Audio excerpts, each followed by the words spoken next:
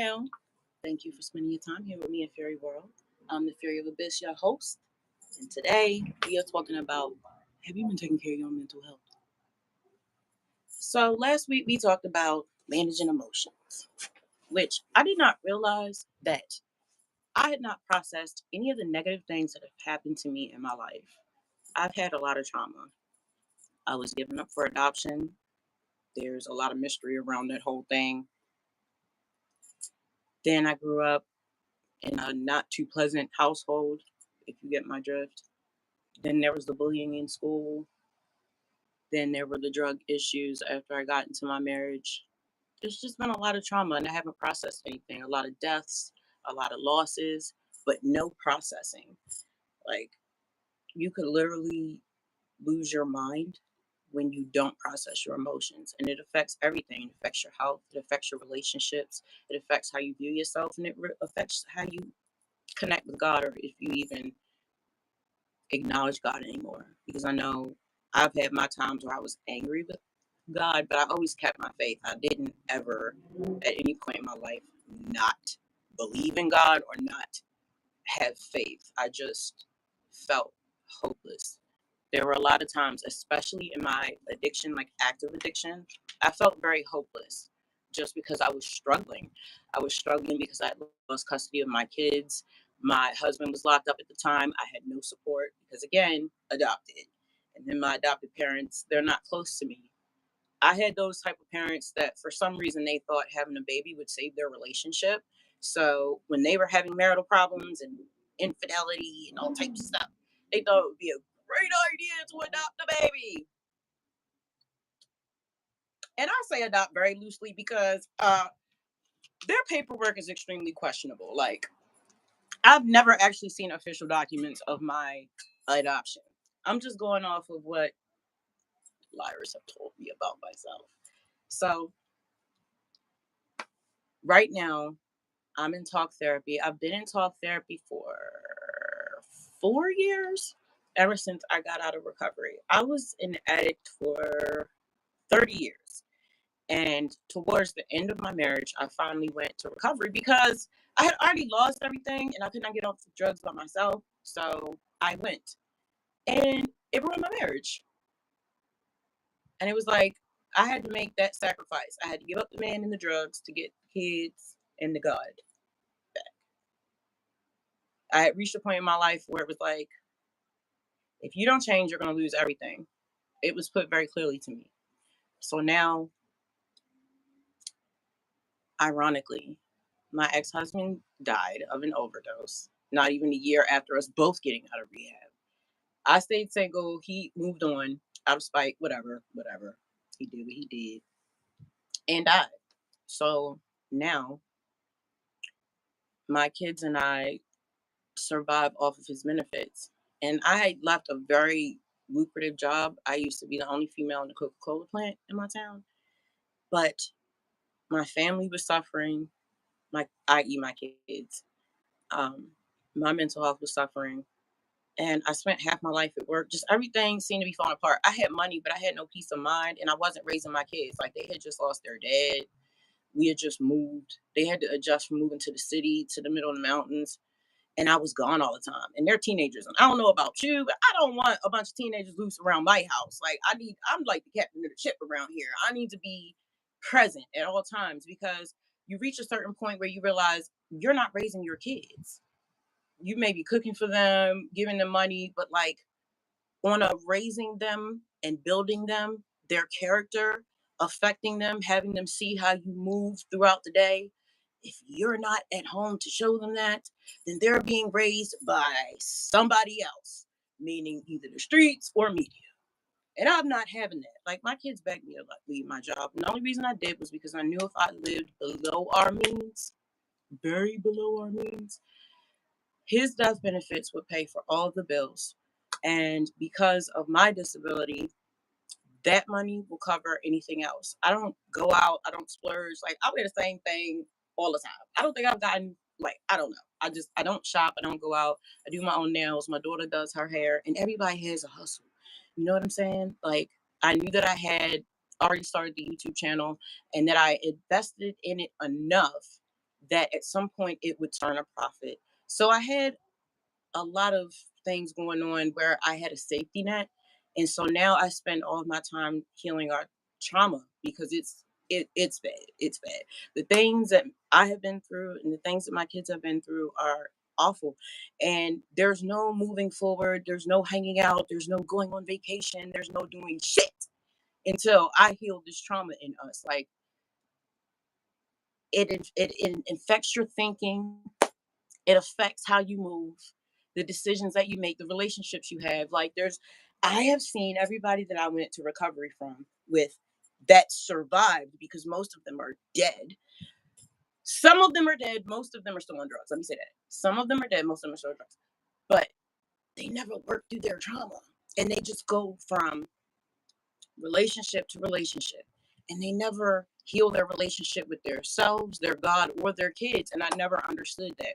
When I was in therapy, all I was focused on, and as obsessed with my husband as I was, all I wanted was my kids. Like, I don't care what y'all do, just give me my kids back. And I was willing to do anything. Like I was in recovery like it was the army. Like I was not playing. I took that shit so serious. I had to go to AA every single day. I did this shit for almost a year. Plus I was working at FedEx. I had to go to I went to church meetings. Like I've never committed to something so hard outside of parenting. So now I design our lives where I control our environment. I'm completely isolated. I don't have relationships. Because girl, how are you going from relationship to relationship and you don't even know yourself? Like I only knew myself through the eyes of my husband or my kids. I only knew myself through the eyes of what I was to other people. I didn't know who I was. I never had the space to figure that out.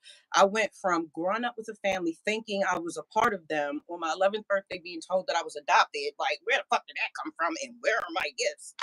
To being in private schools where I wasn't accepted, then going to public schools not being accepted, then going into a biracial marriage where I wasn't accepted. It's just like it never ended. And now it's like I have the opportunity to have this space where everything is still. I've been through addiction, homelessness, abuse, all of these things. So now that I can finally sit, the bills are paid. I don't need extra. I have peace. The fact that I can get up, cook anything they want, anything your heart's desire. What you want, a cheeseburger? Fine. You want vegan mac and cheese? Okay. You want fried mushrooms? I got you. Okay. Have my house be completely spotless because I did it.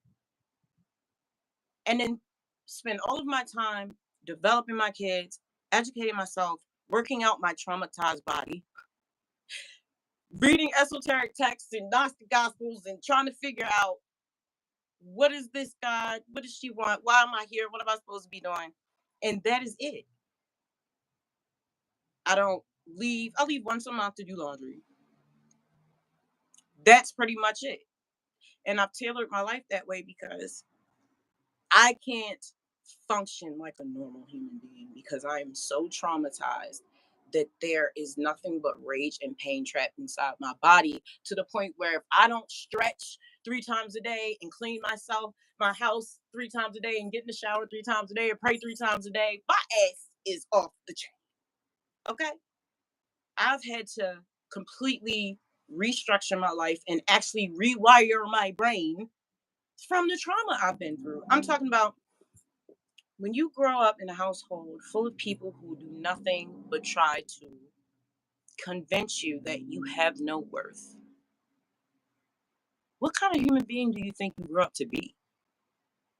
Like, I remember being younger and telling my adoptive mom, when I grow up, I'm going to be rich and I'm going to buy you a house.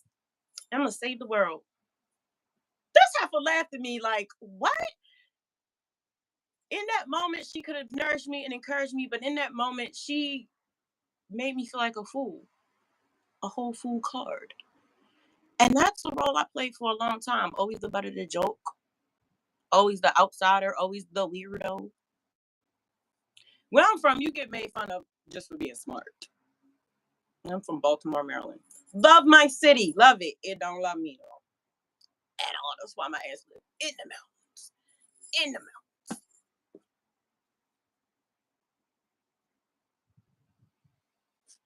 Hi, Koba. Hi, Paul. Hi, Tito. John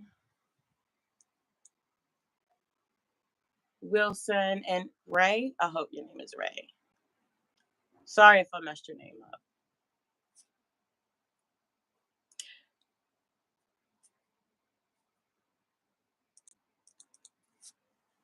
So it's like I had to learn the importance of really sitting in my emotions and sitting in my trauma and processing it because I never did that. Because life goes on, right? Hey, your husband dies, you still got to go to work the next day. You lose a kid, the bills still have to get paid. And it's like you reach a point where your body just shuts down, your mind just shuts down, and there's nothing. There's this dark emptiness. And then you wake up and it's been 3 months later and you're like, what the fuck? Mental health is very, very serious. Very, very serious. And it takes a lot of spiritual practices. It takes a lot of exercise. It takes a lot of effort to fix the things that are broken inside of us. Like I do everything from like exercising, journaling, yoga, talk therapy. I do behavioral therapy, rehab, just everything. Learning, reading, having a sense of fulfillment helps. But that moving around is so majorly important. And it's been challenging for me because of my past. I've been very child centered, like, but now they're older. They're not little kids. They have their own lives. One of my sons are moving out. So it's like, as they get older, I'm looking at myself like, girl, you had to restructure your life and be you centered now and figure out, well, what's important to you? What do you actually want to do with your life? You ever just sit down and think to yourself, like, what do I want to do with my life? Because I know what you have to do or what you think you have to do to maintain whatever your life looks like right now. But do you really ask yourself overall, just think of yourself at like the age of 60 or 70? Do you think backwards? Like right now, I can think about exactly where I want to be when I'm 70 years old. I know what I'm wearing, I know where I'm at, I know what I'm doing, and I know what I've accomplished like in my head. So I think backwards. I learned that in a TED talk. It was like write a letter to yourself for 25 years from now, and what would it say? And I always thought about that. Like, oh no, it was picture yourself 25 years from now. If you've accomplished everything you want to accomplish and you wrote yourself a letter, what would it say? And that really changed my life. So that made me start to think from the end result that I want all the way back. So before I go to bed at night, part of my evening routine is to think about where I want to be in 20 years. What does my house look like? What are my kids doing? What's growing in my garden? These are things I have to do to program myself. Otherwise, all I do is just focus on the negative, and it's just very, very overwhelming. At some point, my mental health and my spirituality became extremely important to me, like nothing else. Nothing else mattered. That's why it's easy for me to cut people off and ignore negativity because that shit doesn't matter. At some point, you just realize that none of this shit matters. The only thing that matters is where's my soul going when my body drops? Because I don't want to be reincarnated here as a human. Like, what? I'm so much more, and I can be a much better service to the universe in a different form. Don't nobody want to keep being reincarnated here like we did. No, maybe it just comes with maturity. Maybe it comes from trauma. I don't know.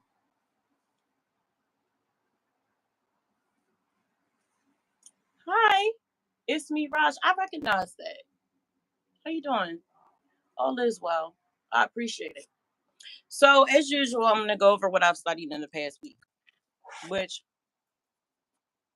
last week on the live, we talked about how to process emotions. So, this week, I actually did it. I took a break from the writing. I took, other than the journaling, but like I'm talking about writing music or the book or anything like that. I took a break from a lot of the stuff that I usually do. And I was just sitting in my thoughts and really trying to figure my life out. Because my son telling me that he was moving really had me thinking about my life without them being the center of my world. Because it's been that way for a very long time.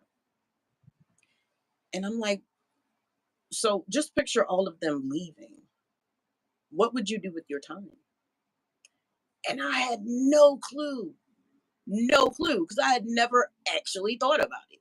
Even though I complained about them so much, and I'm like, y'all just get on my nerves. I can't wait till you move out. But I never actually thought, like, what would that look like?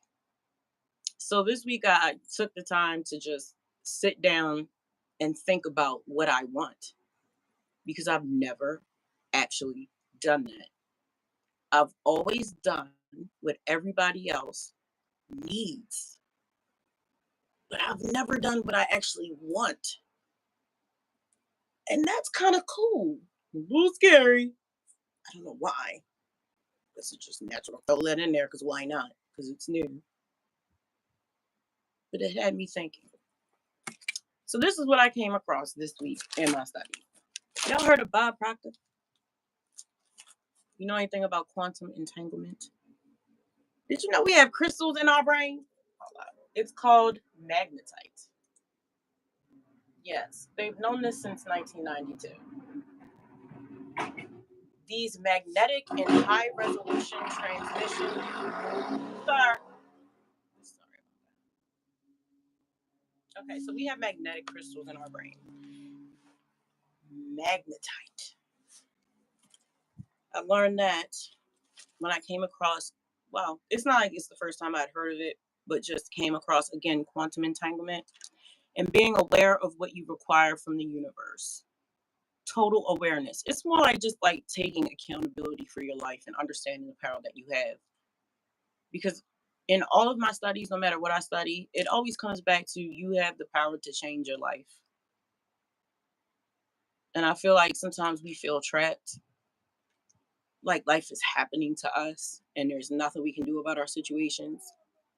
And it's not something somebody wants to hear when they're going through a lot, but honestly, mentals, like it's your mentals that will shape your life, honestly. Nobody wants to hear if you believe you can do it, you can, but that's the truth. So they were talking about atoms and frequencies and higher faculties and how everything has a frequency and how when atoms are observed, they change their behavior. And they were using that to show that everything is conscious. And I thought that that was pretty cool. It's very interesting how you see the world when you remember that we're all connected energetically. And I read something, what was I reading? Was it the universal law? I don't know. It was like, God can hear your thoughts. Like, that made me feel very accountable for the things that I think. Because I really don't want to be a bad person. I don't want to have negative thoughts. See, because of this energetic grid that we're all connected to, when you think of someone negatively, it affects them. You ever have a random pang of anxiety? Low key, somebody somewhere is thinking about you in a not so good light. And you can feel that. And that type of responsibility for others is not something I can just shake off. Like, I didn't come here to be a problem. I didn't come here to be rude. I didn't come here to hurt people. I didn't come here to just be generally disrespectful and inconsiderate to the earth and to others. Like, so much of my life, I felt like I was stuck. I used to stare at the sky and just cry, like bawl my eyes out, looking at the moon, talking about I don't belong here. I ain't supposed to be here. When y'all coming to get me? But then, through a lot of supernatural experiences, I ain't gonna hold you. It's my channel. I can tell the truth. I realized that it's bigger than me. It's not just about me or my fears or what I feel like I can't do. And when I realized that Earth is a training ground and we here to develop our souls, I started taking my life a lot more serious. Especially after I got out of addiction. Like I said, I was an addict for 30 years. Like, that's a long time to be high. Like, I was high through getting married, having babies, going to school, getting certificates, like all types of stuff. It was insane. Like, that's a long time to not be conscious. Being conscious matters. The effect that you have on others matters. That's why I share my story with other people. One, to show that even after you lose everything, you can still get it all back. Just like Job. Even though, oh my God, I do not want to go through what Job went through. Leave it where it lay. You get the award for faith in God. I don't even want to go through half of what he went through.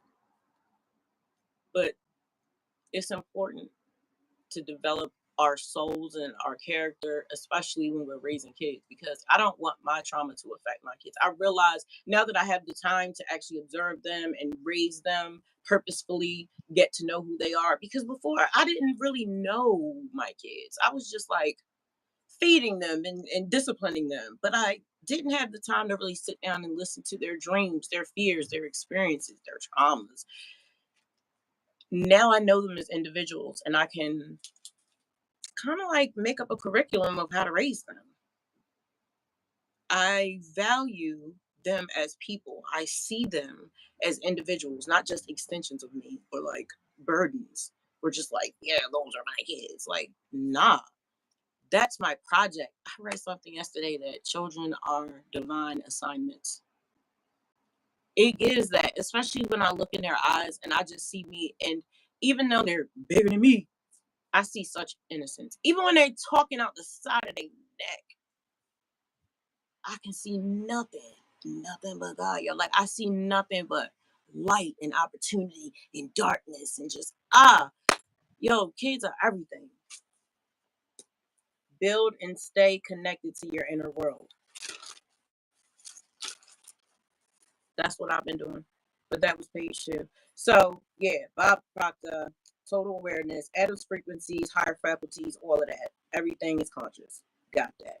So that's when they started talking about how we have our crystals in our brain that act as magnets, because they were talking about how we have the power, like genetically, to attract anything that we want. Now, we're not talking about some hokum or something that hippies just say. I'm talking about like actual science, like things that you can research that are in your body. And I'm appalled at how much I don't know about my own body.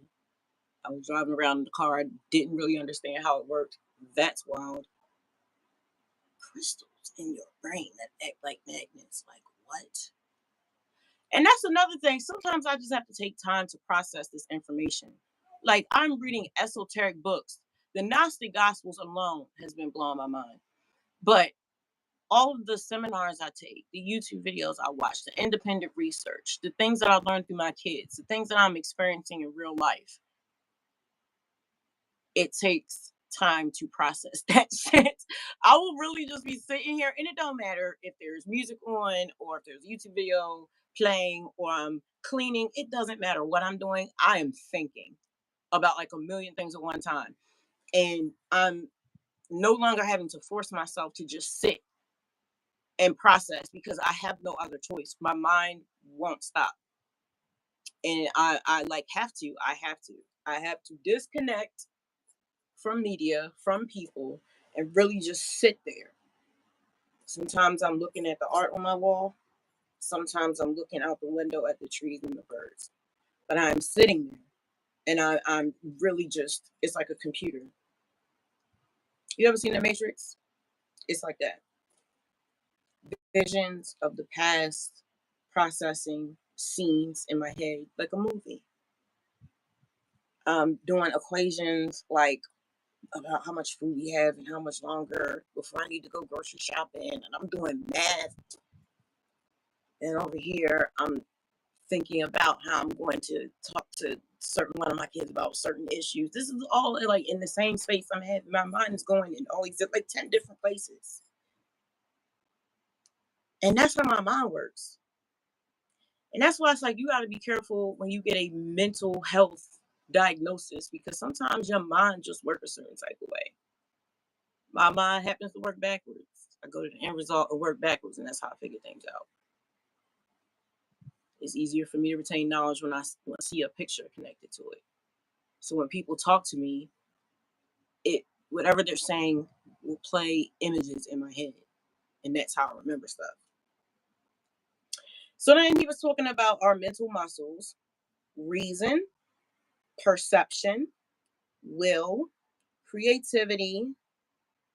What does that say? And memory and intuition. Hold up. How many is that? 1, 2, 3, 4, 5, 6. That's 6.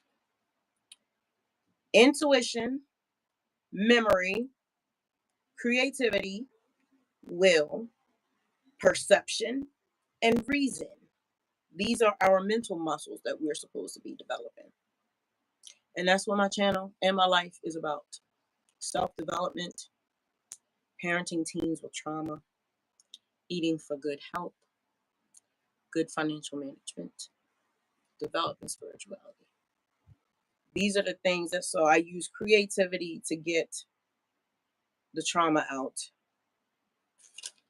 Memory, I develop my memory by repeating things that I want to learn. Intuition, I'm trusting my intuition. And the more that I develop my relationship with God, spirit, and myself, I trust my intuition because I understand that that is spirit talking to us. So I trust it now and I don't second guess myself anymore. My life has improved so much since I stopped second guessing myself. Oh my God. Will. Will is what determination. I'm definitely determined. There's nothing that's going to stop me. I'll never quit. And I call on my will on the low days. I no longer allow myself to get so low where I feel hopeless. There's never a time where I should ever feel hopeless. There were times in my past that I felt hopeless, but I don't see myself ever getting there again. Perception. When I'm stressed about something, I try to change my perception. So I exercise my mental muscle of perception by using gratefulness. When I'm going through something, I just try to look at the situation differently. What can I learn from this? Instead of taking it personally or feeling like nothing's ever going to work out, I'm being punished, the devil's after me. Life happens. What can we learn from this? How do we move forward? What can I control? And then just have faith that things will work out. Project that, and you'll get it. Reason. Now that's emotional control. I exercise my mental muscle of reason by using emotional control.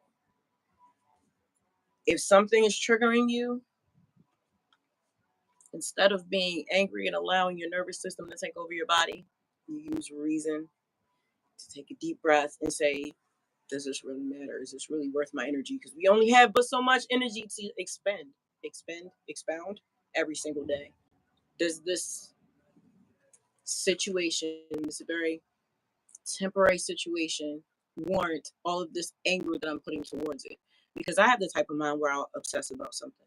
So I don't want to get myself all worked up, getting angry about the hair that's getting left on the shower or the couple of crumbs that's on the floor when you can clearly see them kids have tried to clean up the kitchen, but you can only focus on the couple of crumbs that's on the floor. Emotional control, use reason. What's really going on here? Is it really worth going in there, acting a fool, raising your voice, any of these things, or making them feel like their effort wasn't even worth their effort because you still found a reason to fuss at them? Is it worth that? Emotional control and reason.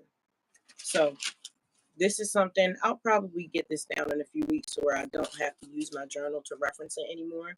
But that was my studies with Bob Proctor and exercising our mental muscles: reason, perception, will, creativity, memory, and intuition, and using our mental muscles to create a positive environment. Achieve total awareness of yourself and your ambitions. That's what I've been doing a lot this week. I thought I knew what my ambitions were until I realized that all of them were connected to them still being in the house. So that one variable changing meant that everything else had to change in my whole little plan. Achieve total awareness of yourself and your ambitions. Well, I didn't even have total awareness of myself. I'm still learning me. I'm still taking time out to not listen to what anybody that I've ever known, because I don't even talk to anybody anymore. I stopped talking to everybody because I need to focus on myself and my kids. Really, that's it. Like, having friends is cute and all till it's not. And it's a huge distraction. And I feel like nobody's ever completely healed. I understand that healing's not linear and it's a lifetime journey. But while I'm healing, I don't feel like I need to be around a whole bunch of other people who aren't even putting the work in to deal with their own issues. I feel like we're all just kind of trauma dumping on each other. And I really want to stand on my own. I'm willing to sacrifice having relationships to heal myself and raise kids that are healthy enough that can have those good, progressive, supportive relationships.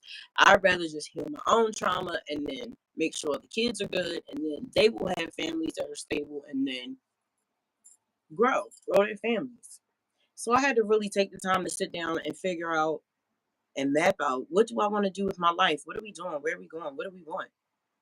I didn't even know what I wanted. I thought I did. I don't think that I did though. It's my hot chocolate today. That's how I get my chocolate fix. I have this antioxidant hot chocolate powder.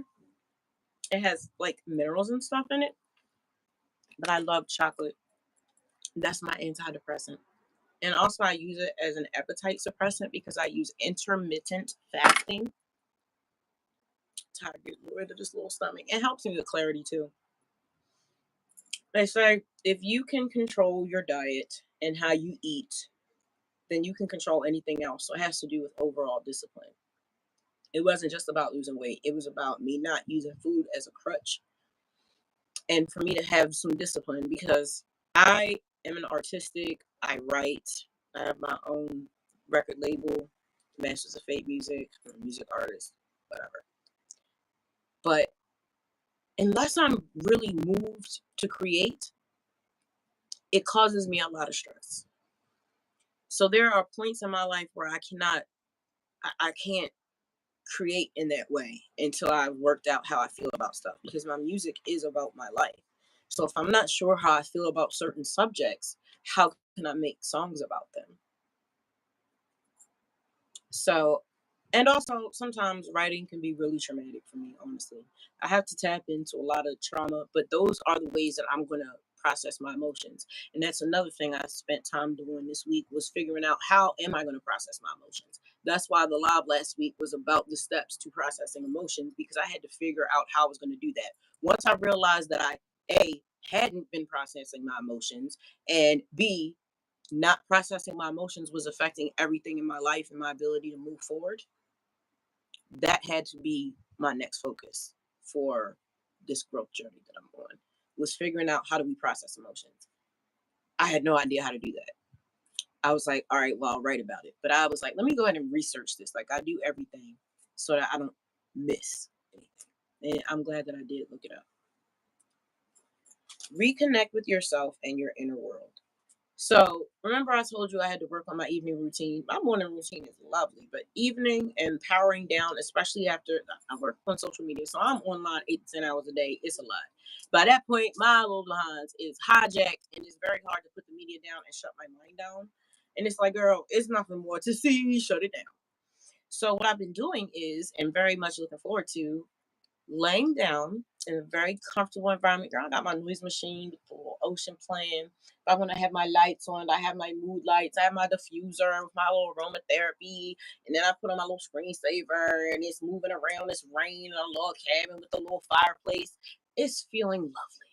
I'll lay down. I'll give myself a little eye massage. And then I'll lay there and I'll start to do what I was telling you earlier, thinking about my life in 5 years from now, 2 years from now, 30 years from now. What does that look like? And I build my internal world like the Sims game. And that's how I fall asleep. And sometimes I'll think about, I also think about what I did that day. I take an account. I learned that in rehab. It's called taking inventory. I celebrate my wins now. What did I do right? We'll repeat them tomorrow. What could I have done better? We'll do better next time. And then that's when the last thing I do is start to build my internal world. So I fall asleep manifesting and not worrying because that's what I used to do. Anything that looks like the old version of me, I instantly stamp that out. I still have to work on meditation though. One of the things I've been working on is doing the things that I've been avoiding the most because those are the things that are the most important that will probably make the biggest changes to my life.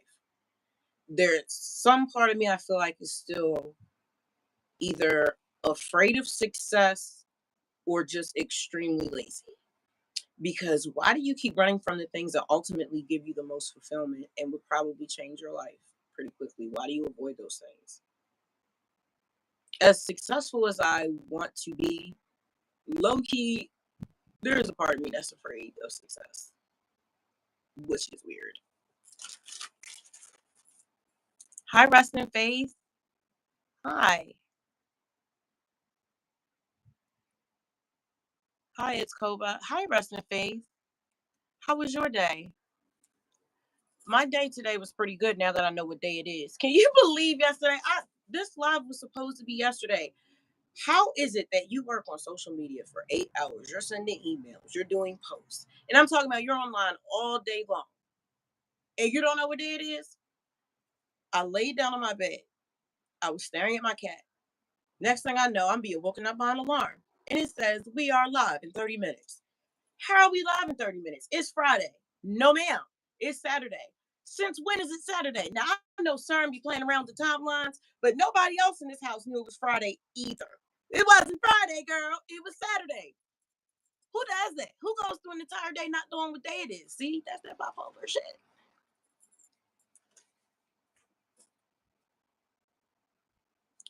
What makes you most afraid of success? Hi, Peace. Hey, good to see you. Thank you for your question. I'll get to that in 1 second. I don't think being scared of success is weird. I feel the same and trying to embrace my greatness. What makes you the most afraid of success? People. People. Let me tell you something. I've had 2 mansions in my lifetime. I didn't take anybody there. I didn't tell anybody I moved there. I was so embarrassed by that accomplishment. I didn't want anybody to see it because I knew they were going to feel some type of way towards me. Um, I don't want to be seen. I don't want to be consumed, which seems weird because I'm online. But see, this is different. This is like I understand that I will get money from this one day, but this is healing for me, and this is also my service. This is my work. I feel led to do this. I feel like this is what I'm supposed to be doing, so I'm doing it. And I feel like that's different than just trying to get money or wanting fame. I do not want fame. What I do want is for everybody in this galaxy to hear at least one of my songs. That's a personal goal of mine. Success to me, honestly, has nothing to do with fame. Success to me is all of my family living under one roof comfortably and me having land that is not at risk of being taken. Hey, Peace, what made you want to become a YouTube speaker? Oh, to push my music. So that was why I started the YouTube. It was always about music. And then it became something else. It became something much bigger for me. Um, when people started to reach out to me about how they were being affected by my videos, it turned into something totally different. For me, it was always about music. I'm a poet, I'm a writer, I'm a recovering addict. I have spiritual gifts, so do my kids. I've had a lot of supernatural experiences. And I know that I can help. Ever since I was a little girl, I always knew that I would be impactful and that you either lived a life of service or you didn't. And I have to. I feel like I have to. I have to share my story. Another part of why I started YouTube was because in my divorce, like I was my ex-husband's premier artist on his label, Ghost Tracks Productions. So a lot of people knew him. He was like hood famous. So when we went through our divorce, he kind of dragged me through the mud on social media, and people were talking about me and my family. And you're not going to take my narrative and run with it. No, I'm going to tell the truth. And then I realized that because of my recovery journey and because of me losing my kids, getting them back, because of me being in a toxic relationship, all of these experiences, sharing those stories with others would be very helpful for them. And it was a no-brainer after that. It was a no-brainer. Taking control of my narrative, because for too long people played with me and people talked shit about me behind my back like they knew what was going on in my life, especially when I was in my recovery. And I've never treated anybody like a dog. I've always loved people so much more than myself, and to get treated like that by people that I embraced and to see that they were enemies.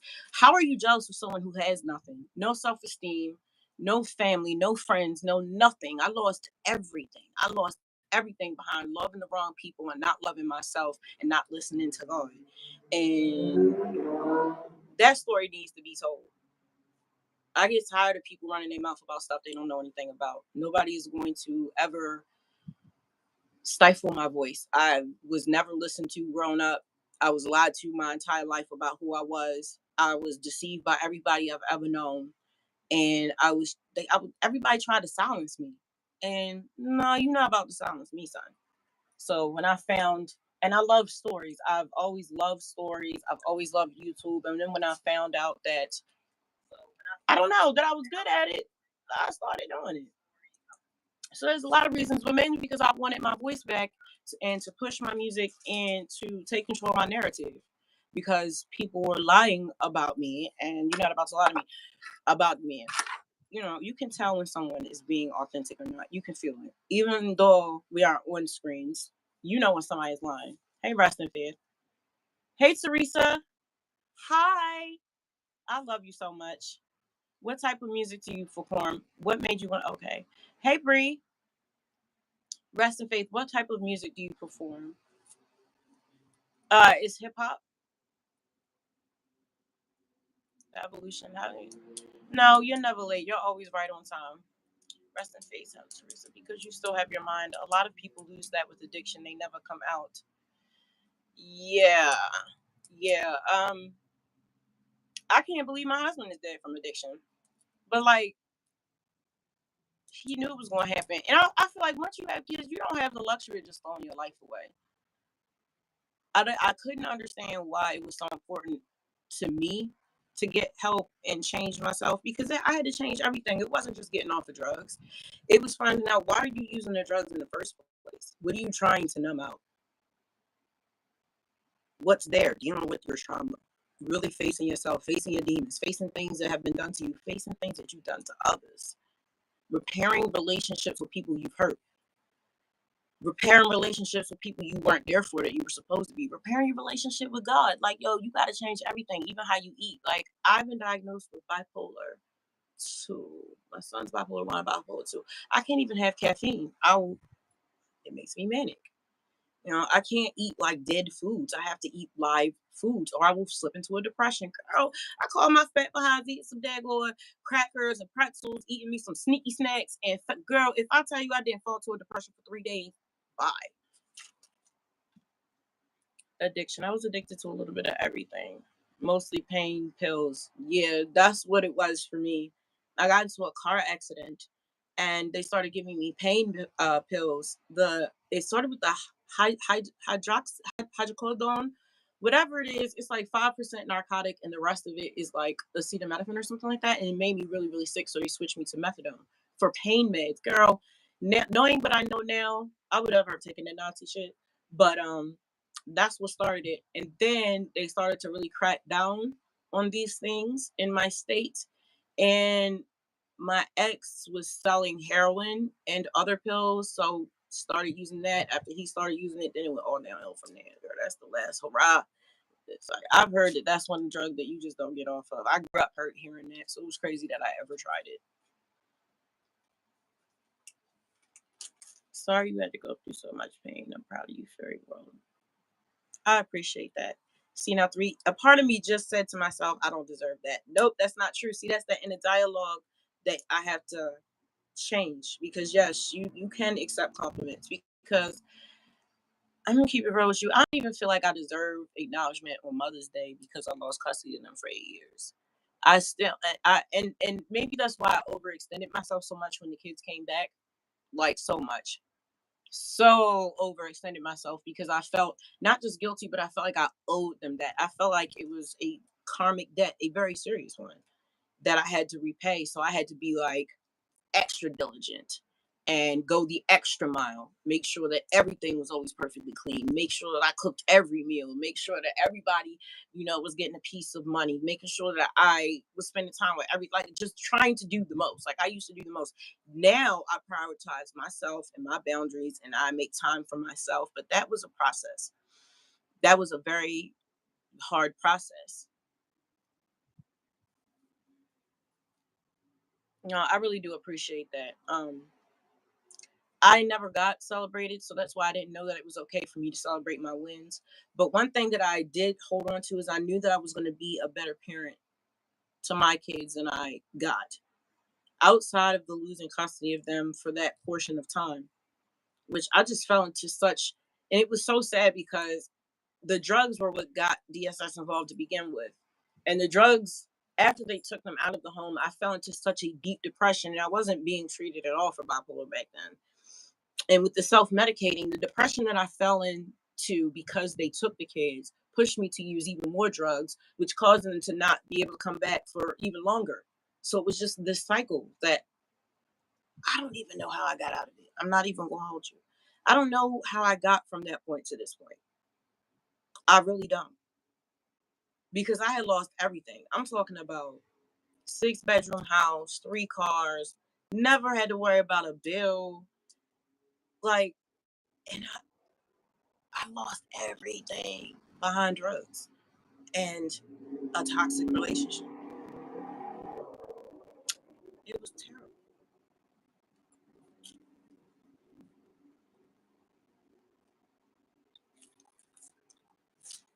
Yes. But another reason why I felt like it was important to share my story is that nobody else made it. I don't see anybody else doing what I'm doing right now at all. And I've been around for a long time and I've seen a lot of stuff and I know a lot of people. I know a lot of addicts and I know a lot of dead people. So many that I'm almost numb to it. For real. I don't see anybody else doing what I'm doing because I didn't see anybody else willing to go to the extreme that I was. Like I there was nothing I wasn't willing to do to fix myself because I wasn't gonna have my kids. I just wanted my kids. For whatever reason, that's my whole world. Like I am obsessed with them. I just find them amazing. I will never understand why I was given up for adoption. I just think that's wild.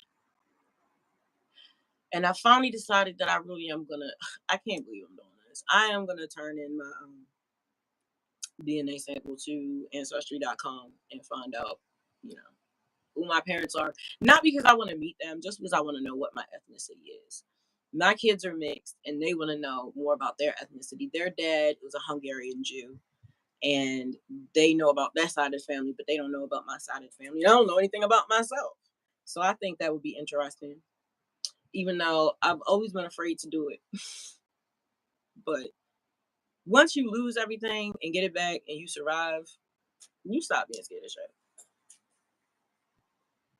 Like I have to look myself in the mirror. I have very high standards for myself.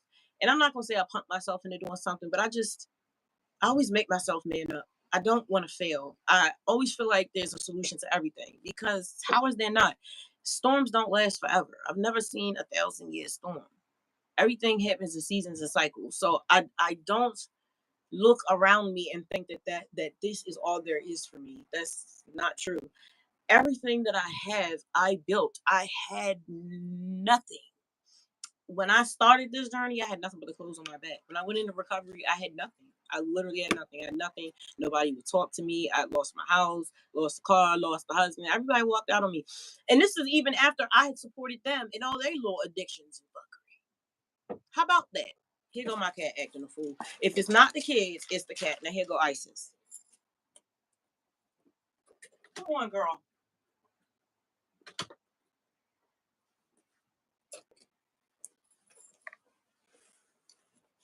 Acting a fool.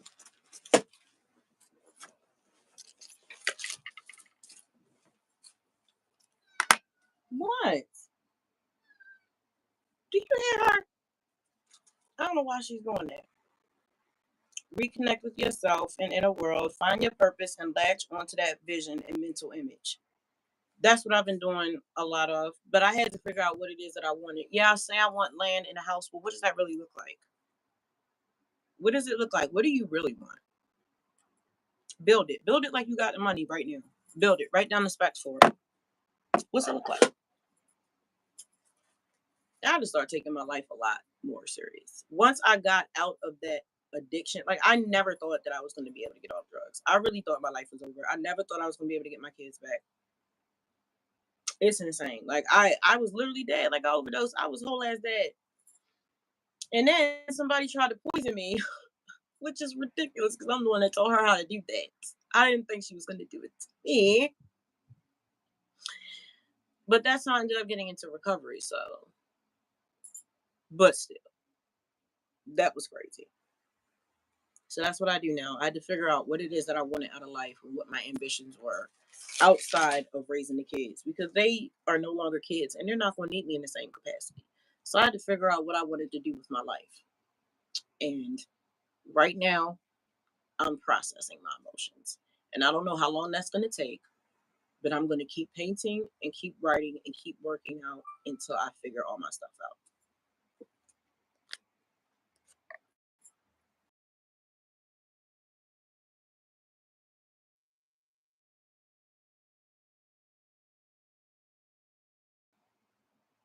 Let me see if my phone's okay. I didn't want it to overheat. But how are you guys doing?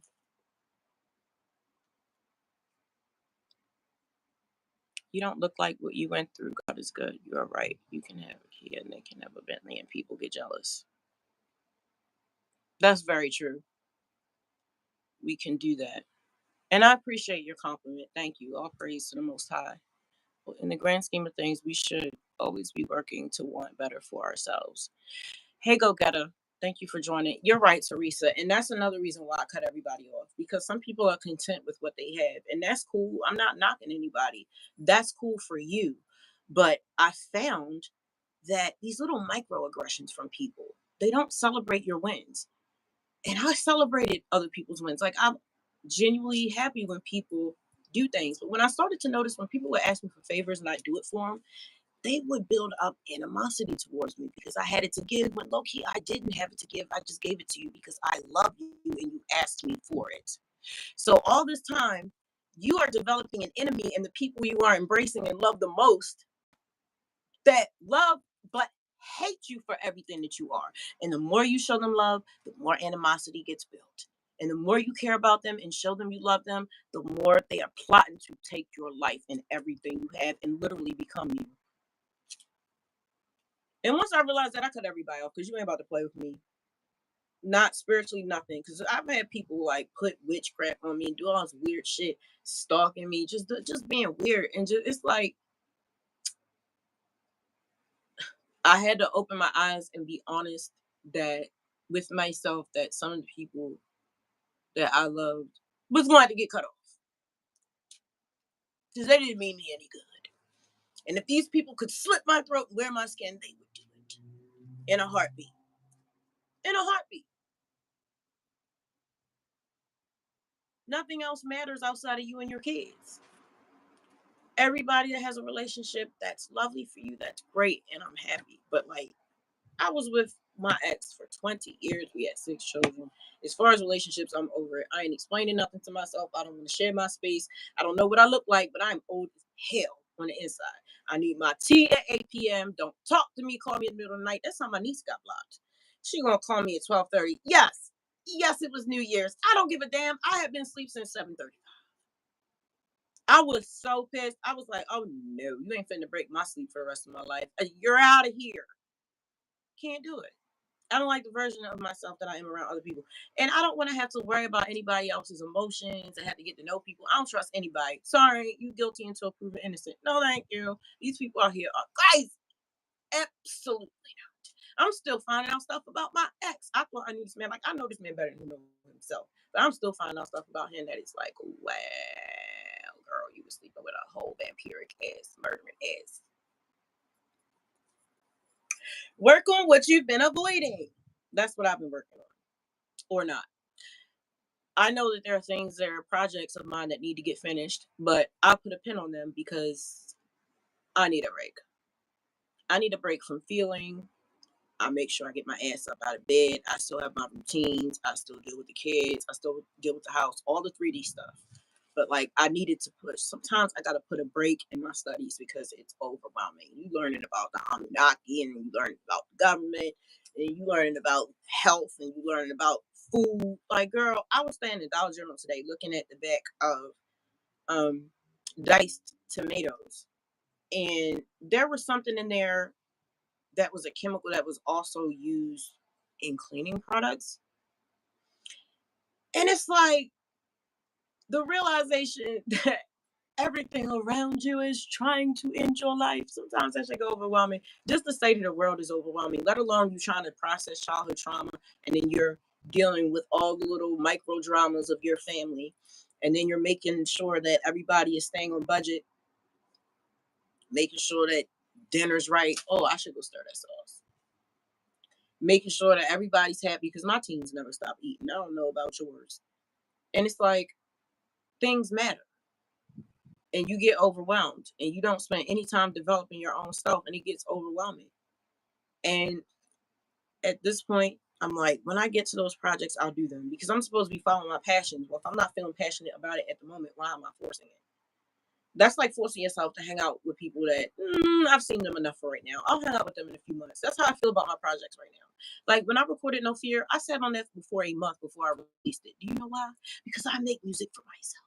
I make music because I have to. It's inside of me and I need to get it out or I'm going to go crazy. So the fact that I faced my trauma by recording that song and got that sadness out of me was enough for me. I love being able to share my music with the world, but ultimately, not to my own horn, but the reason my music is so good is because it's authentic. It's what I've actually been through. It's my actual pain. I'm putting pieces of myself inside of that music. My artistic expression has saved my life. If I didn't have a way to express myself artistically, I would have died. And the fact that I have a gift for artistic expression shows me that I'm supposed to share my story with others to help them. Life of service or life of selfishness. I was born to live a life of service.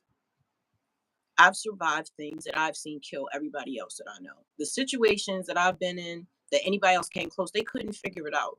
They couldn't make it work. I did. I survived for a reason. So why would I not show everybody else what I did? That's why I said I'm not trying to convince anybody of anything. I'm just sharing my story. And that's why I stopped replying to negative comments. It's like, honey, ain't nobody telling you how to live your life. I'm telling you how I got out of hell. I lost everything, I got it back. This is how I did it. It's really no more than that. Ever since I was a child, I knew that I wanted to live an impactful life. I was reading about people, Da Vinci, Nikola Tesla, people who have been alive for so long and are still spoken of on a daily basis. They changed the world. That one little person. And me as a child, that was the only type of life that I wanted. I've always been this way. But that type of life comes with sacrifice, which is why I ain't got no friends. Thank God I have my kids and my cat and my turtle and my plants and my books. That's about it. Me and my ancestors be up here rocking it all the way out, listening to my music, stretching. Like, I want to be superhuman, push my body and be very fit, push my mind, be very strong, develop my spiritual gifts like the ancient ways. Like, I feel like I was born out of my time. The way of my mind, even the way I dress, the way that I view things, the way that I move, I feel like I'm out of my time. Like, but I'm where I'm supposed to be. But my entire life, I was never able to relate to people my age. It sounds weird, but if you knew me, it wouldn't seem weird, but it's definitely weird. But I was 12, 13 years old, and I was hanging around 30-year-olds, having full, deep conversations. We were on the same level mentally. And I've just always been that way, which I've pretty much always been a loner because people my age didn't know what the hell I was talking about. They didn't care about the same things I cared about.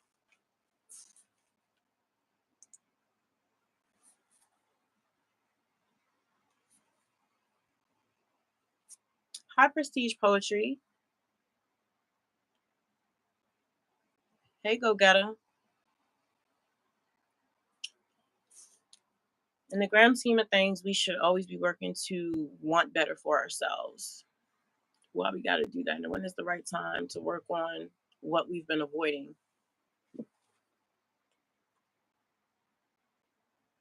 When is the right time to work on what we've been avoiding? When are you spending time doing things that have nothing to do with your passion? When are you watching TV or like scrolling on social media? When are you feeling an extreme emotion? Those are the spaces. I have to make spaces, and that's what I'm talking about. You have to make these spaces, like with meditation. I love waking up first thing in the morning. Just that quiet time is the perfect time to pray. It's so quiet and so still. Nobody is asking me anything or trying to get my attention. You have to find these silent little spaces to build your inner world. You have to make them. It has to be your priority. And I appreciate your question so much because that is the point. That is the whole point in all of this. Prioritizing your own life, health, mental health, goals, ambitions. You, you. If you don't even make that space for yourself, how are you making it for God? Like, I can't do anything without my ancestors and God. Spirit, the highest frequency, love, that's what it is. I don't complicate how I see God. God's the highest frequency, whatever. That's what I tap into. Holy Spirit, whatever. Help me through everything. Ancestors, hope I'm doing what's right. I love you all day long. All day long. That is what powers me. That's the energy I tap into. Nature, all of that. I let it push me, inspire me, and show me things. Because, like I said, we're all on an energetic grid. You can get information from a tree.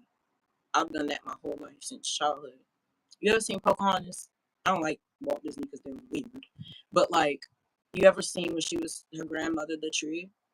There's a lot of cultures that are not taught that God is separate from them. They're taught that the trees and the plants and the animals are all connected. We're all the same on the same level. So they don't see God or them or like a tree or a cloud is separate from them. They're like brothers, aunts, uncles.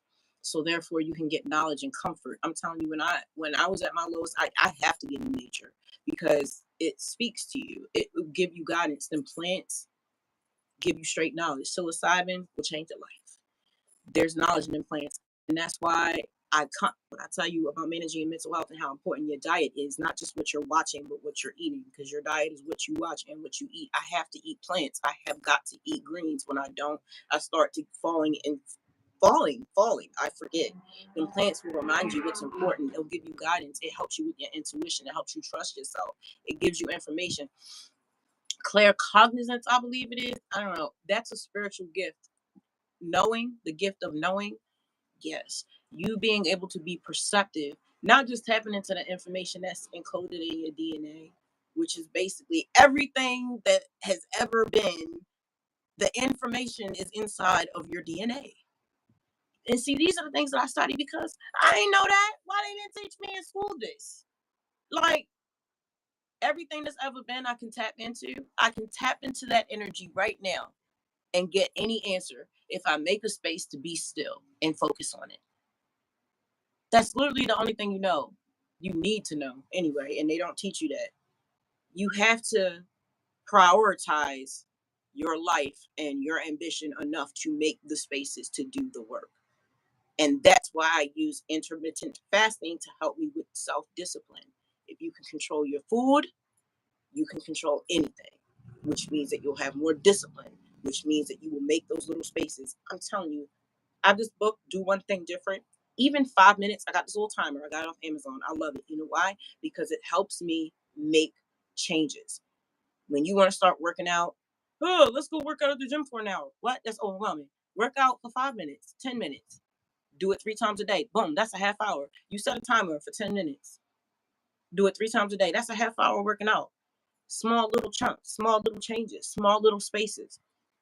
That one small space, just like one small concept or one little human, can change so much. It has to be important enough to you. If you can obsess over a man or a political view or a religious point of view, you can prioritize and stress yourself and prioritize yourself. You can spend time and energy into arguing about reality shows and video games and football, then you can take time to prioritize yourself. I feel like we spend time on things that don't matter.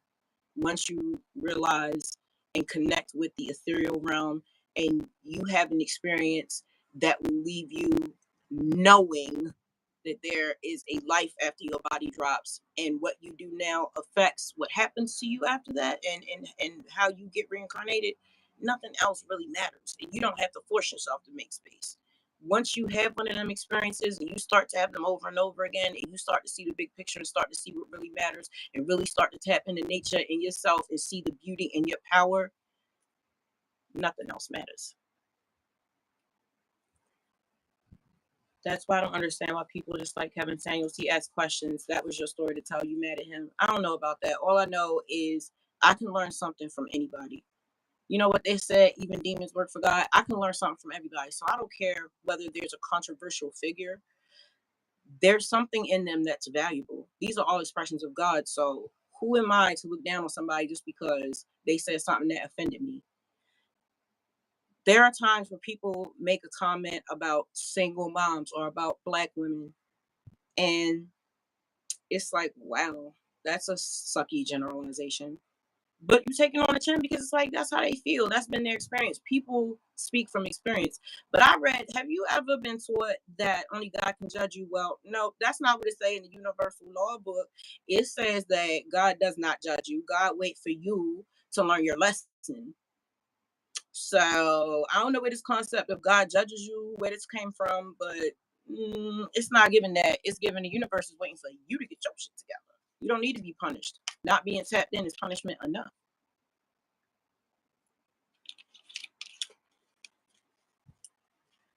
Oh, they mad at him because he tapped on some truth. There are some things that were said that got you mad. That's just like when you know you got a little pudge in your stomach and you put on a dress and you look beautiful in the dress, but then when somebody say, "Oh, oh, oh, little bit of pudge," like, girl, you knew that pudge was there. Why you getting mad because they said that? You know it's true. Don't get mad. Get in the gym. Facing truth really sucks, and I'm working on my fupa right now as we speak, y'all. I have a song called "Go Getter." No better time than now. Tomorrow isn't guaranteed. No, it's not. Tomorrow's not guaranteed. I read a statistic that 80% of the thoughts we have today are the same as the ones we had yesterday. So I try to be conscious of that too and make sure that I'm focusing on new things and I'm not constantly not constantly replaying the same old things over in my head, the same fears, the same triggers. I want to have new thoughts and new experiences. So I have to be very, very conscious. And that's another reason I cut everybody off because they're a freaking distraction. They're a distraction. I don't want to hear about your problems. I don't want to hear about what Jimmy's doing and who you sleeping with and what you watch on TV. Girl, I don't care. I'm trying to worry about how I'm going to raise these kids properly. I'm trying to deal with this trauma. Okay. I'm trying to figure out what spirit want for me. I'm trying to learn how to be Batman up in here. I'm trying to move stuff with my mind and shit. You talking to me about a reality show? Go ahead somewhere. What's your sign? Thank you for your question. Hey, Bree. Okay. So my sun sign is a Scorpio. This is Western astrology because in Vedic astrology, my sun sign is a Pisces. My moon sign is a Gemini, which I used to be ashamed of because I have two Gemini suns. My bad, that's my battery. I have two Gemini suns, and they are a freaking mess. They are a mess, but I've learned how to work with each of my energies. And then my rising sign is a Pisces, very emotional, a lot of water in my chart. But I've learned to tap into my different signs for depending on what I'm doing. So when I'm on social media, I'm a Gemini, which is why I'm very talkative. I'm very outgoing. When I'm out in the street, I'm a Scorpio. I'm dressed like a ninja. I'm giving off the aggressive masculine energy. I don't really want to talk. I'm very standoffish, you know, to try to protect myself. But when I deal with my babies, when I deal with my kids, I'm a Pisces. I have to be empathetic and heart led so that I don't hurt their little feelings. Because, child, I used to deal with them like I was a Scorpio. Because at a certain point, I felt like that's what we needed at that time. Because my 16-year-old boys were playing with me. They were really playing with me. So I was a Scorpio energy dealing with them for about a year and a half. But then I learned better, and they learned better, and now we move like this. I'm going to absolutely set my alarm on my phone to make small changes. Small changes add up to big changes. Absolutely. Absolutely. And that's why I had to cut everybody off because just like how small changes can affect you in a good way, small little invitations to doubt yourself can have you not going for something that can change your whole life. All it takes is for you to be like, yo, I'm about to start a YouTube channel. And your best friend be like, why would you want to do that? Girl, you ain't no YouTuber. Do you know that people that make $10,000 off their YouTube channel every month and they barely post and their videos are not even good? Respectfully. Respectfully. They know their videos ain't good. They brag about it. $10,000 a month. So you're gonna turn up away a life changing, a potentially life changing opportunity because nobody around you will support you. I have sickle cell anemia and have dealt with it my whole life. In May 22, my son was diagnosed with inflammation on the brain. In 3 days, he went from normal to a wheelchair user.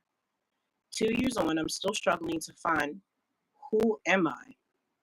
What's my purpose? The only thing that has kept me is my creativity. I'm very sorry for what you've been through. Share your story. Share your story. Sometimes we go through what we go through to help others get through it because we were strong enough to take it and we survived. And we got to show everybody else how to survive. What's your creativity? Do you draw? Do you make videos? Girl, write a book. Share your story. Post how you got through it. Show other parents how you got through it because there are so many people in the world right now that are struggling with what you're struggling with and they don't have support and they don't have any guidance and they're ready to give up. And just seeing themselves in somebody else can give them what they need to push through and not give up. Share your story. Pull somebody else up. I'm telling you, not only does it help you heal, it helps them heal. It's mutually beneficial because we're all connected anyway. So if you suffering, the whole damn world suffering. Why don't people see that? When you are nasty to someone or infect them with your doubt or your rage, they just pass that on to somebody else, and then it passes on to somebody else, and then before you know it, everybody is upset and scared and angry. But when you smile at somebody, open the door, give a little advice, give somebody a hug, that translates. They spread that. They spread that. Then before you know it, the whole damn world done ascended. And then maybe we can elevate like every freaking body else in this solar system. God, my love, the truth does hurt. It hurts more coming from those who you love because we don't like to hear it.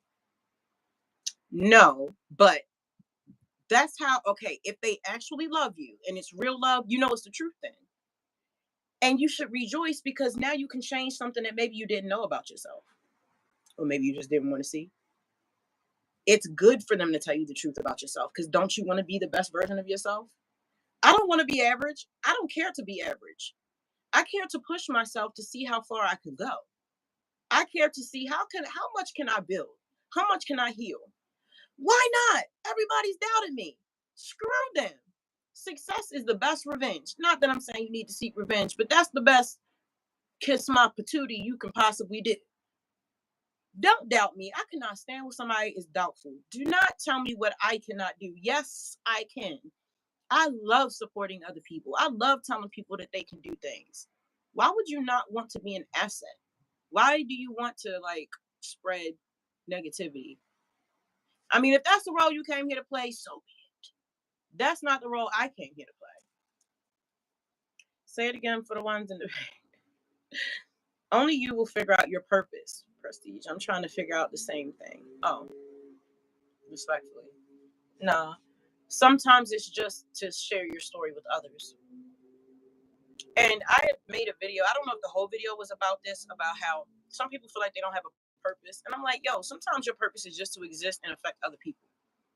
Like, again, are you living a life of selfishness or service? But when you go through something really traumatic and survive, I feel like your purpose is to help others and share your story. That's just how I feel personally. You have been through hell and you didn't abandon your child, you didn't end your life. You are here, you're engaging with others. You have very good information on how you got through it. And when you talk about what you've been through, even if you're talking to yourself, which you're never alone, honey, you're surrounded by energies and everything is conscious. You're never alone. But when you are not around other people and it's just you and you express those things out loud, it changes you and you begin to find yourself. If you're saying you don't know what your purpose is, you got to start with finding out who the hell you are outside of somebody mama or somebody's side piece or somebody's whatever you do for a living. I would start with finding out who you are. Because how are you going to find out your purpose if you don't even know who you are? I always looked at myself through the lens of other people that I was doing things for. I'm a mom, I'm a wife, I'm a music artist. No, before any of that, I'm Fury. Me. I wanted to formulate my own theories about the world. I wanted to see how I felt about things and not just be repeating what I've been indoctrinated with. I wanted to have my own relationship with God, not be told who she is. I want to find out what I like to do, not be told what I should do because I'm gifted in this or that, or what I can't do because I'm not enough of this or that. Separate what you do for other people and find out what you actually want out of life and then do it. Because at the end of the day, yes, we have a lot of responsibility and we need to take care of our kids, but baby, you need to take care of you first. I'm sorry. If I'm not okay and I'm not doing my self care and my mentals are not right and I'm not centered, then I'm triggered. I'm yelling at people. I'm not being the best version of myself. I'm not being a good parent anyway. So why are you not prioritizing yourself? Because I swear you'll make sure all them kids get to the doctors. You'll make sure that man got good food, but you won't take care of yourself. You'll make sure everybody else got their hair done and their nails are good and their clothes are clean. But you're always last on the list. You're the last to eat if you eat at all. You're the last to get money spent on yourself. Like, no.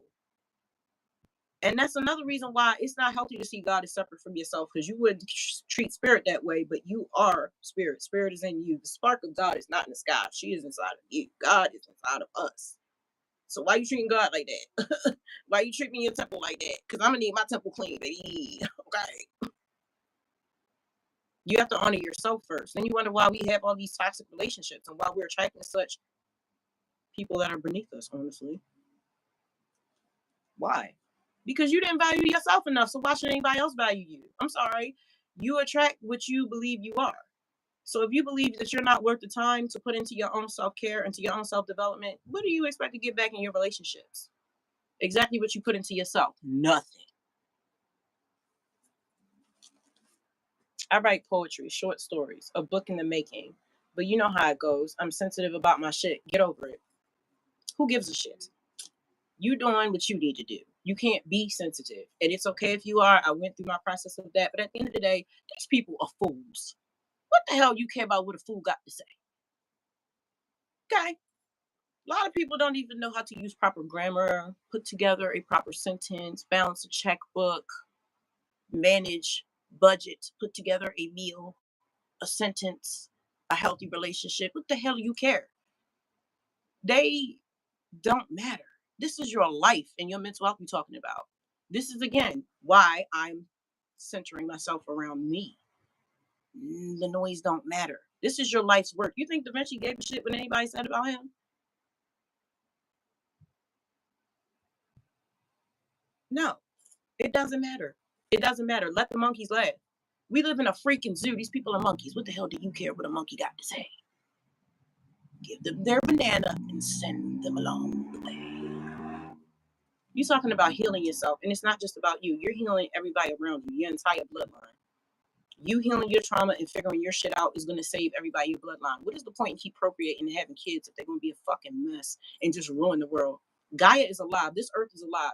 How disrespectful are you that you are raising kids that don't respect the one that births us all? These trees, this water, this sand, these animals.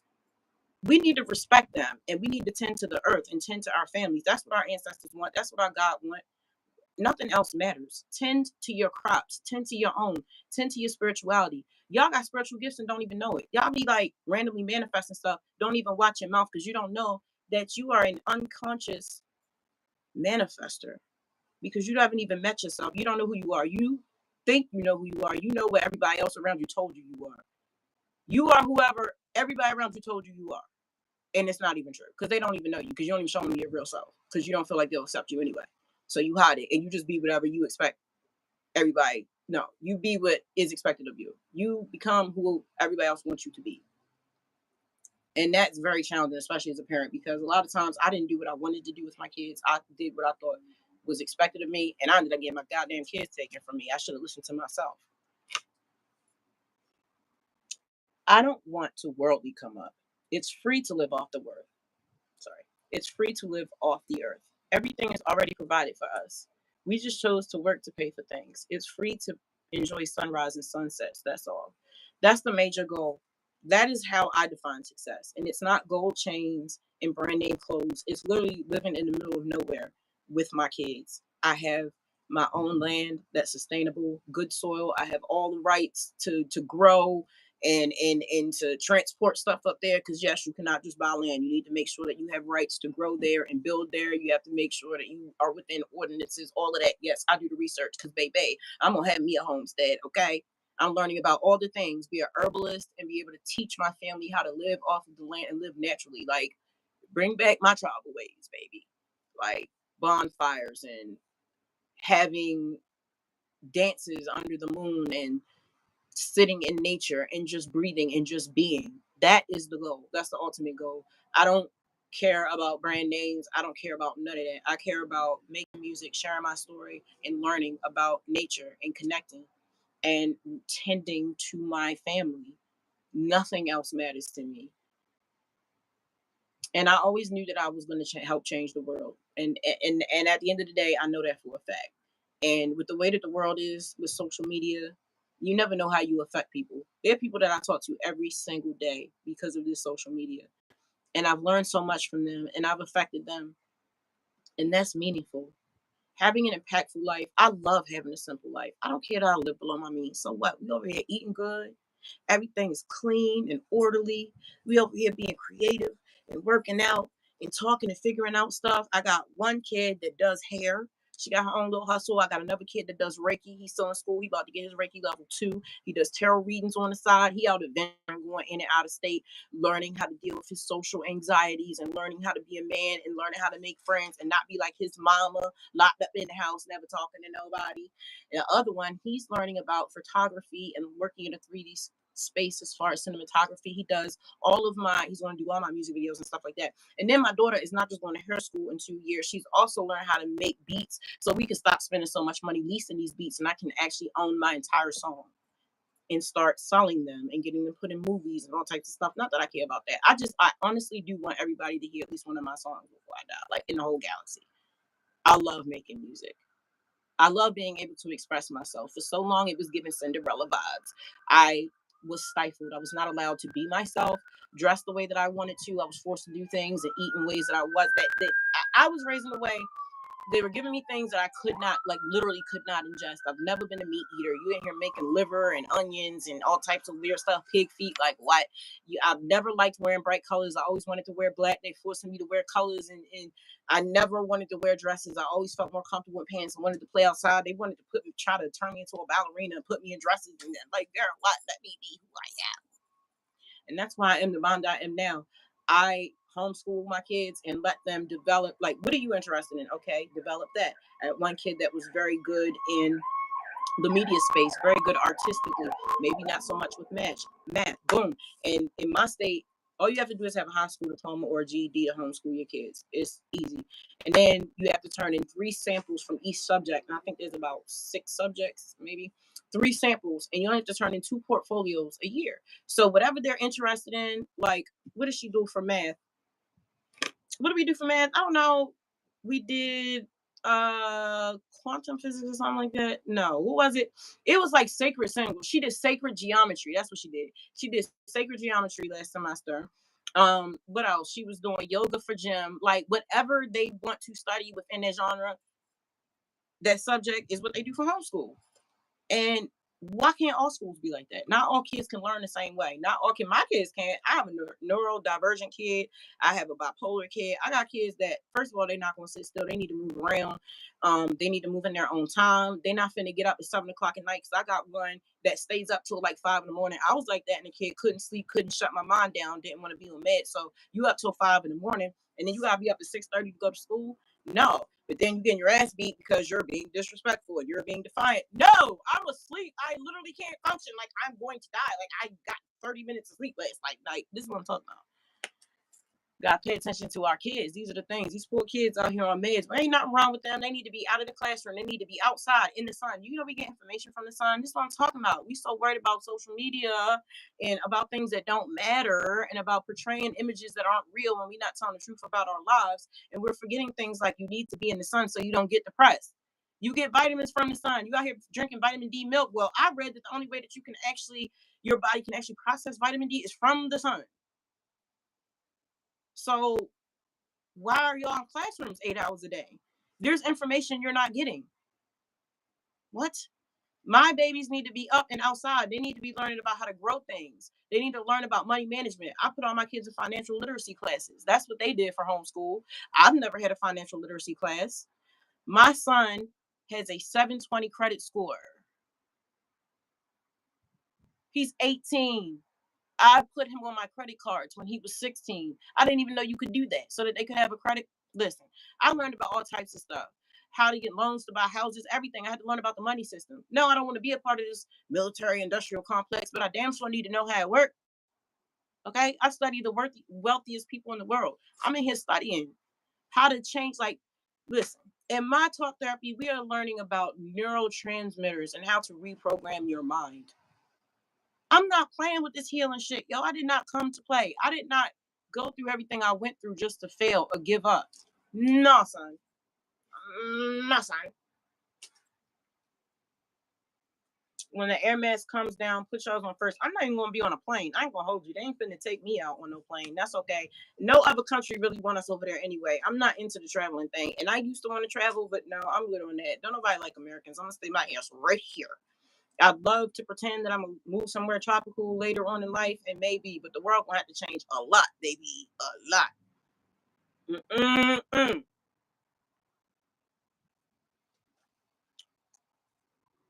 I probably put the air mask on my kid. I like to think I put the air mask on me, but I'm definitely putting it on my kid.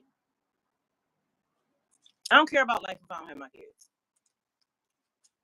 We go from the age of 0 to 18 just wanting to fit in. I'm 34 now. About 26, I realized I don't want to fit in. I want to do what's right for me and want what's right, even if the world says it's wrong. That was about the age I realized that I was never going to fit in. There was no way that I could fit in. There was no way for me to fit in. There was absolutely no way for me to be fit in. Like, absolutely not. Oh, put yourself. Oh yeah. Oh yeah. It's putting yourself for. Yeah, I'm learning to do that. I'm learning to do that just because I wasn't taking care of myself at all. Now I'm not talking about being greedy. I'm talking about prioritizing yourself at all. I wasn't prioritizing myself at all. I wasn't spending time with myself at all. I love my own company.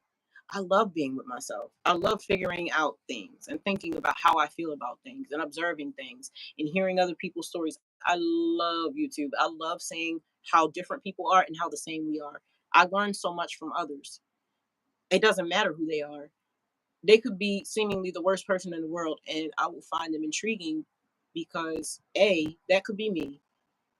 I see myself and others a lot. I can see the beauty in anything and I can learn from anything. So I love people's stories because there's always something to learn. And I take that and I add it to my little program of developing my life. And so I learn from every experience because I wouldn't have had that experience if I wasn't meant to learn from it. So that's also helped me with my mental health. When things don't go my way, like, it's not here to destroy me, it's here to develop me, be a hard motherfucker. So I guess I need your opinion on this. Do we put the mask on us or do we put it on our kids? Honestly, you never know what's gonna happen in an emergency situation. Like I said, my ass ain't going to be on the plane, so we ain't gotta worry about masks. My hind parts was not going to be on the jet plane to nowhere. Okay, we ain't gotta worry about masks. Mm-mm. You ain't taking me out. I know I'm special. I ain't getting on no plane. Sorry. There's a lot of things I ain't finna do. I ain't finna eat out. I'm not getting on anybody good old plane. I'm not getting on anybody not good old cruise. I'm staying my hind parts right here. I don't like touching doorknobs.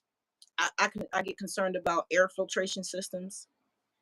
You ever been sitting, like, I remember I was sitting in DSS one time. And this was like shortly after the pandemic, right? So I'm sitting in there and I'm looking around, and one person was like, and I looked and I was like, you know, the government could have sent them in here to make everybody sick because they want to get rid of the poor.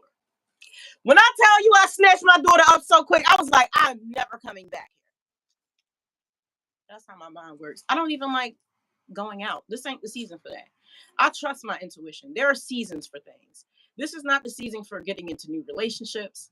This is not the season for having children. And this is not the season for travel. Not for me. I don't know what's good for you in your life. Not for me. The Lord has made it very clear. The universe has made it extremely clear. My ancestors have put me on to I need to sit it on down. Sit it down. Sit it down. You need to wait. And I've been through enough that I'm going to listen. I don't need the universe to smack me on my hind parts any more than it already has. I get it now. I don't need to be told 2 and 3 times. When my intuition tell me what's what, when my prophetic dreams tell me what's what, I heed. And right now I'm being told to sit down. I'm not even being told to take in new information. Even that's paused. And sometimes I feel like, gotta get up and do this, do that. No, girl, sometimes the best I can do is wake up, pray, make sure that my house is spotless and that food is cooked and that I'm nice to my kids and that I listen to what everybody says. Sometimes that's the best I can do. And that is a productive day. And I had to make my peace with that. I'm making my peace with just sitting it down and just functioning. I need to just do the bare functions because my mind is so overwhelmed. I cannot do anything else or I'm finna die right there on that floor. I'm going to pass out, fall on the floor, and never get back up because it's too much. It's too much. And nobody's coming to save me but me. We should be well-rounded adults when we finish school. I don't know about that. Everybody's story is different. Um, everybody's story is different, and so many people go through a lot of stuff at home in school. They can't even focus on learning. You're only going to be well-rounded if you were raised to be well-rounded. Otherwise, it's going to take you a while to develop. So this is why I don't judge other people because you never know what people go through, and we all have a different story. Maybe that's for you. You feel like you should be well-rounded after you got out of school, but that's your story, and not everybody is like that. Some people got out of school and can't even read, so how they well-rounded? Some people have never been outside their city, so how they well-rounded? Some people have never had anything but boxed macaroni and cheese, so how they well-rounded? You know what I'm saying? Everybody's going to get to where they're supposed to go, taking a different route. And people need to learn how to just stay in their lane and stop looking over there and being like, oh, look at that motherfucker, his rims falling off. Why are you laughing at old boy for his rims falling off? Why don't you worry about what you're doing in your lane, sir? Because your BMW could crash at any moment, especially since your ass rebel necking this fool with the damn rim. Why don't you, shoot him over a little prayer, a little positive energy while you also worried about what other people doing? You drive your own expensive ass car. That's why when it's broke, it's going to be expensive to fix while you flexing on folk.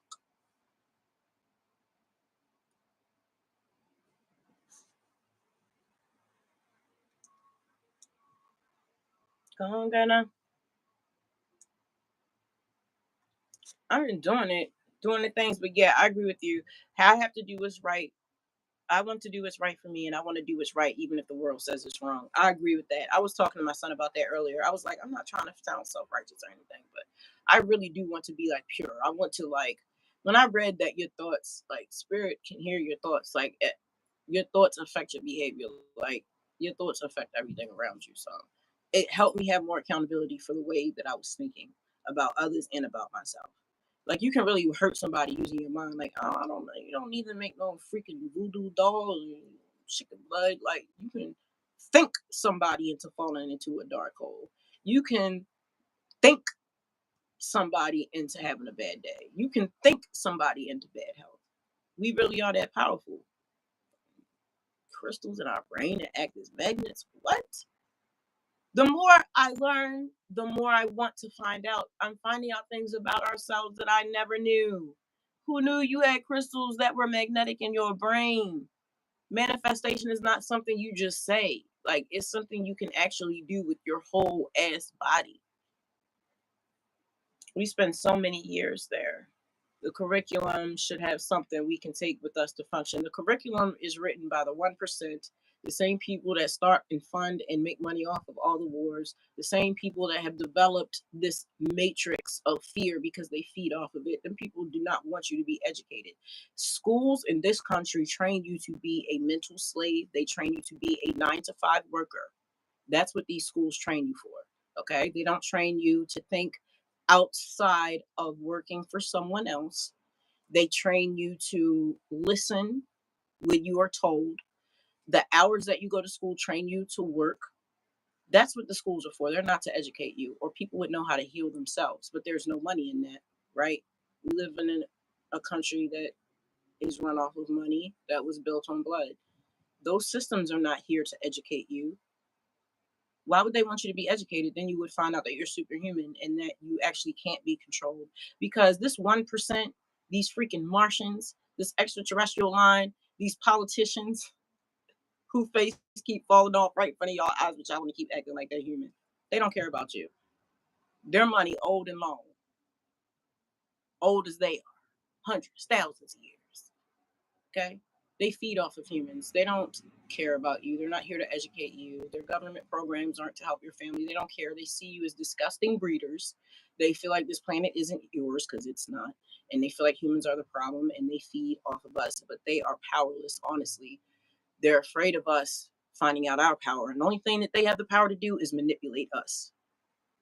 And they're geniuses at it. We are stronger than them. And if we ever tap into our innate spiritual gifts and stop screwing around and elevate, we would take them out.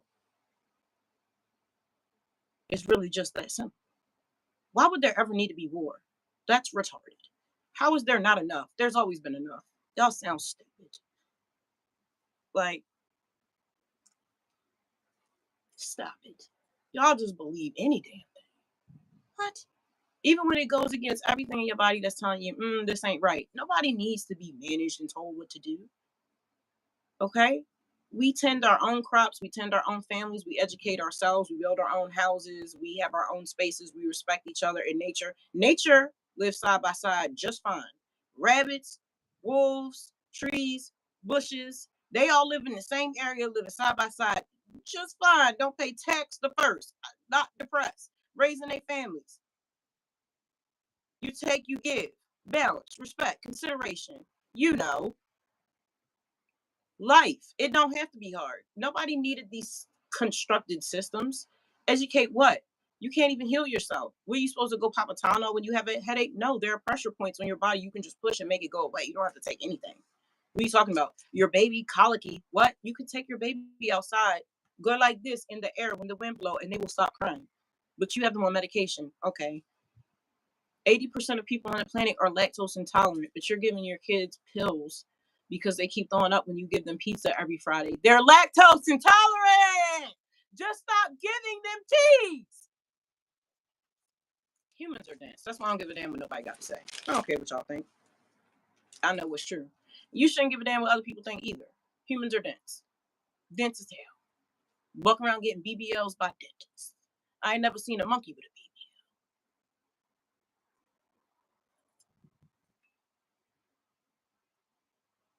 My child is 9. He is having problems with algebraic math.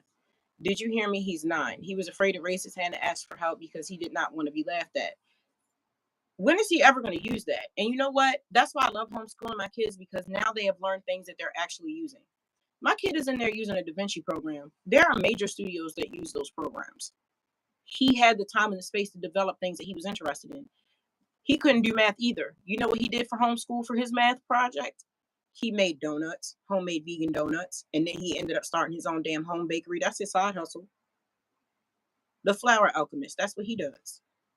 Homeschool. Homeschool your child. These people don't care. A teacher called my child stupid when he was younger, and I've never been able to convince him otherwise. My husband and I had 6 children, 5 boys and 1 girl, and my oldest son still to this day believes that he is stupid. Your children are being basically raised by complete strangers that don't care about their development. I'm not sending my child to be raised by anyone. I left a very good paying job to be able to stay here and raise them. I'm not allowing them to be around complete strangers that are just there to pay off their student loan debt. No, I'm sorry. You're not touching my child. You're not influencing my child. You're not ignoring my child. You're not going to tell them they can't go to the bathroom. They're not about to get jumped in the bathroom. They're not about to eat y'all prison food where y'all putting God knows what in there. Absolutely not. You got to give them inoculations because they coming home sick, touching doorknobs, coughing in each other's face, getting picked on, getting bullied, suicidal, too much homework, and they're not learning anything anyway. No. Stay your ass home and get taught by your mama. I don't want anybody else influencing my kids but me. And the fact that he was afraid about getting laughed at, your child is being put in an environment that is not supportive of his growth. How you would never be afraid to ask your mom for help at home. Like that's crazy. You can't ask a question because you're afraid of being picked on. That's dangerous. My children are at risk, not just their souls, but their body and their minds are at risk in a public school. It's like a prison. Public schools are almost exactly the same as prison. Controlling, been doing it for generations. What's their motivation? Are you talking about the 1%, the Martians? Their motivation is ego. They are driven by ego and consumption. They want to consume. That's why they fucked their planet up. Mars used to look like Earth. They did the same dumb shit there. They ain't been to do it here. Okay? Learn about the Anunnaki, Tiamat, all that other shit, the wars, extraterrestrial wars, all of that. Like, if you still asking if aliens are real, girl, click off of life. They don't. That's what they feed off of. They did you know Putin said that he did not want to be left alone with Queen Elizabeth because he saw her shapeshift in front of him. That shit took me out. I can't believe this really said that. Like, yeah, like control, dominance, food. They eat us, literally. So keep eating McDonald's if you want to. I don't know how many times I gotta keep referencing that article where they went down south and tested the cheeseburger meat in at McDonald's and they had horse meat and human meat. And then the guy from the Satanic Church said, yeah, that's where the Mr. Kids go. Everybody know that. And the guy was like, well, how could you get on a national platform and say these things? He was like, because y'all ain't gonna do nothing. I can say whatever I want. Y'all ain't gonna do nothing. He wasn't lying because they ain't do shit. You eat at McDonald's, we can't be friends. I'm sorry. I'm sorry. I miss so many events because I work. Never. We are doing Common Core math. I do not understand it. You know what we did? Like for fire for the first semester, we did they did financial literacy classes, and she learned about debt, credit building, what credit is, why it's important, all those things. Um, that's what she did for that. So practical things. They need to learn practical things. Even down to how to take care of your hair. My kids are mixed and I have 4C hair. I had to teach each one of them how to take care of their hair, how to do your own nails, how to care for your cuticles. I have a CNA license. I used to take care of older people and their feet. A lot of times, okay, so when you immerse your hands in water and all of these porous chemicals, your your chemical bed and your nail bed start to fuse because there's extra calcium buildup and you have to file that stuff back. Now, when you go for 10, 20, 30, 40 years and you don't do that on your toes, it builds up this unito where there's no longer like a net, like all of this is fused. And it's all because people didn't know how to care for themselves. And by that point, it's too late. They would literally need surgery to detach the side of their nail to their side nail bed. And it's things like that to show you that. And I learned it in rehab too. A lot of people don't have basic skills. They don't know how to budget. They don't know how to put a meal together. They don't know how to feed. And it's very important how you feed your kids. Yo, I'm trying to tell you, there are some health issues that are being exacerbated by how you feed your kids. Like they're sick because of what they're eating. And with my crew, I have to be very careful about how I feed them. They can't have sugar. They're not supposed to have certain things. Just certain things will just make their health bad and it affects their mental health. I tell you, I had to stop drinking coffee because I was having manic episodes and I didn't realize it was the caffeine. It's crazy. Caffeine is like cocaine to me in a very real way. So, every, like I said, when I went to rehab, I had to change everything. I mean, everything. How I parented, how I prayed, how I moved in the world. I had to change everything, everything, and I have to be so conscious of everything because my kids are watching. They do everything they see me do. They love to act like they're not listening to somebody, but they act just like me. So I had to be very, very accountable and really develop myself every single day. Ain't nobody worried about no man. Get on my face. I'm concerned about myself, my soul, my kids, my education, developing myself, developing my body, teaching them how to care for their own body, teaching them how to care for their finances, finding out what is important to them. Does anybody even ask their kids what is important to them or what they want to be? Or do you just enforce how you want them to live their lives on them? I had to find out what was important to them so I knew how to support them. I can't push you in the right direction if I don't know where you want to go. I can't just tell you where to go. You got to tell me where you want to go. That's why it's like, okay, sis, you want to go do hair? I'll pay for you to go to hair school. Okay, you want to learn how to make beats? I got you. We can find an online program where you learn how to mix down stuff. I got you. This one, oh, you want to start a bakery? Bomb. Cool. I got you. You know what I'm saying? The Reiki. Sent him to Reiki school. We got to give these kids spaces to be who they actually are. We got to give ourselves spaces to find out who we actually are and then just support each other. But I can't do that if my kids are in prison, i.e., the public school. Yeah, I miss so many events because I work. Yeah, and like at one point, I was standing there at 2 o'clock in the morning folding boxes. And I've been folding boxes for 4 hours straight. And I looked around and I was like, this is ridiculous. I looked at myself and I'm like, I am folding boxes at 2:30 in the morning. And I said, this will not stand. This is not what I'm here for. You got me. And I changed my life. Because even when I was reading the Gnostic Gospels, it said that Jesus said that you will find happiness following your passions. It's like, yo, you're supposed to be living for your happiness. You're supposed to be living for the experience. You're not supposed to be living to just survive. That's not what I came for. I didn't come here to suffer. Who told you that? Nobody told. I don't remember being told that. I don't remember signing up for that. I didn't come here to struggle or suffer. I didn't sign up for that program. And I don't have to play by those rules. I don't have to play that game. And once you realize that, instead of saying I'm stepping outside the box, girl, it ain't no box. That's a lie. There's no ceiling. There's the sky is the limit. Who told you that? The sky ain't no damn limit. The sky is just the beginning. Girl, please. I want you so bad. One question, if I could teach him well enough. You're such a breath of fresh air in this concoction. Oh, I appreciate you, go getter. Small doses.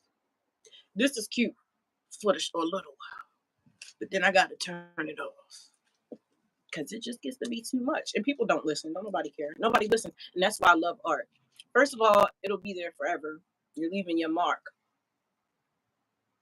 and you can be your actual self, and you can express how you actually feel. And then what everybody else takes from it is what they take from it. That ain't your problem.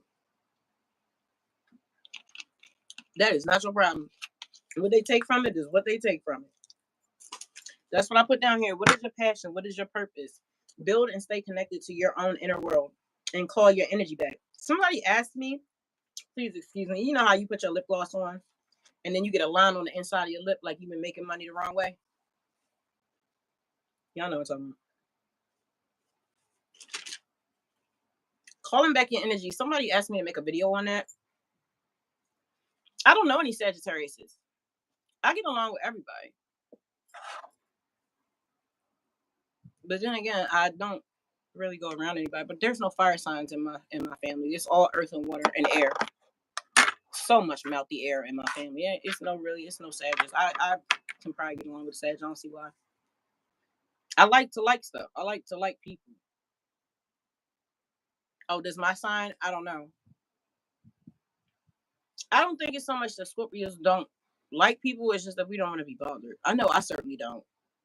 Especially not when people start to get emotional because you see when you tell people the truth, they don't want to hear it and then they get mad. So it's like you can't really keep friends because then they have animosity towards you because you tell them the truth. So it's pointless. I rather just say I'm literally my own best friend. Oh, calling your energy back. Somebody asked me to make a video about calling your energy back. And that's what I was saying earlier about not wanting fame, and that I don't want to be consumed and observed because, again, I don't want those hate vibes. I don't want the negativity. I don't want people to construct this version of me that does not exist.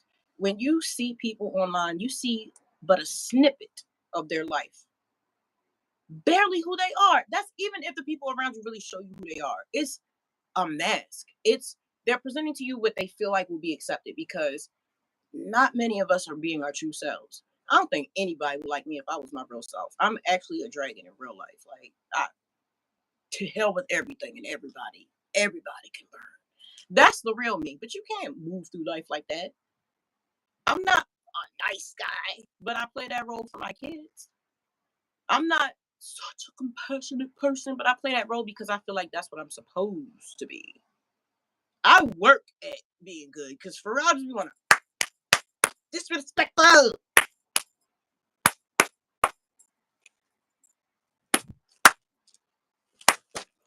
people when they disrespectful. Because that's an option. And I love that for me. But we don't do that. That's not who we are.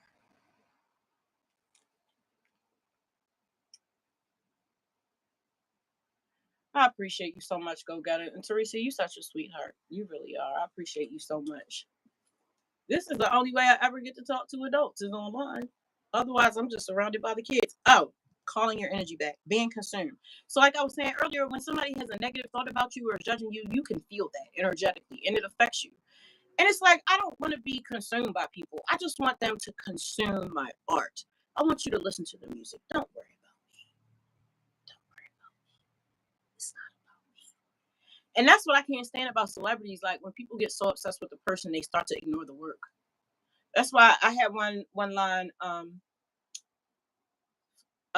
forget my face, remember the name. Fame don't make a fuck to you lose when you suffer behind the music and use it to bruise careers. We the ones that ain't going nowhere. That's one of my rhymes because it don't matter the person per se. It's about the message. Don't look at what it's packaged in. What's the information that you can get from it? What can you learn from it? You know, we so busy judging book by the cover, but did you read the book though? Headache. I adore you. You help me more than you know. I appreciate you, Teresa. You made my day today.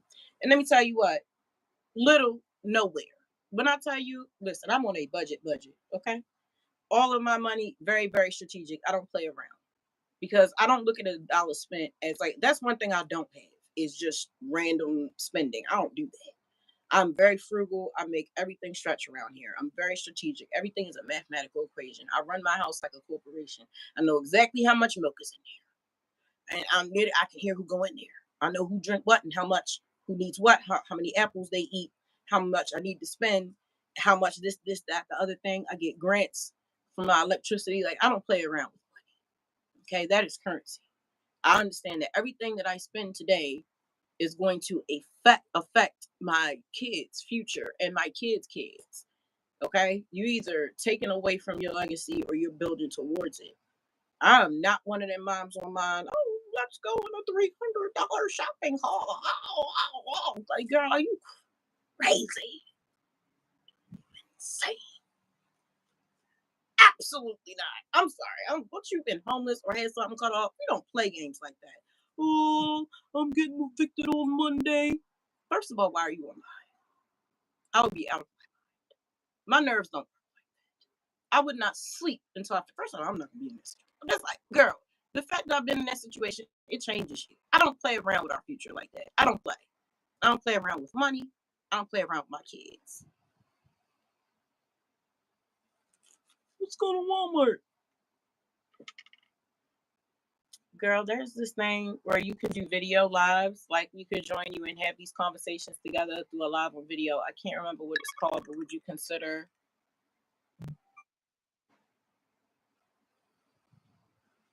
I know one of y'all didn't just send me $50.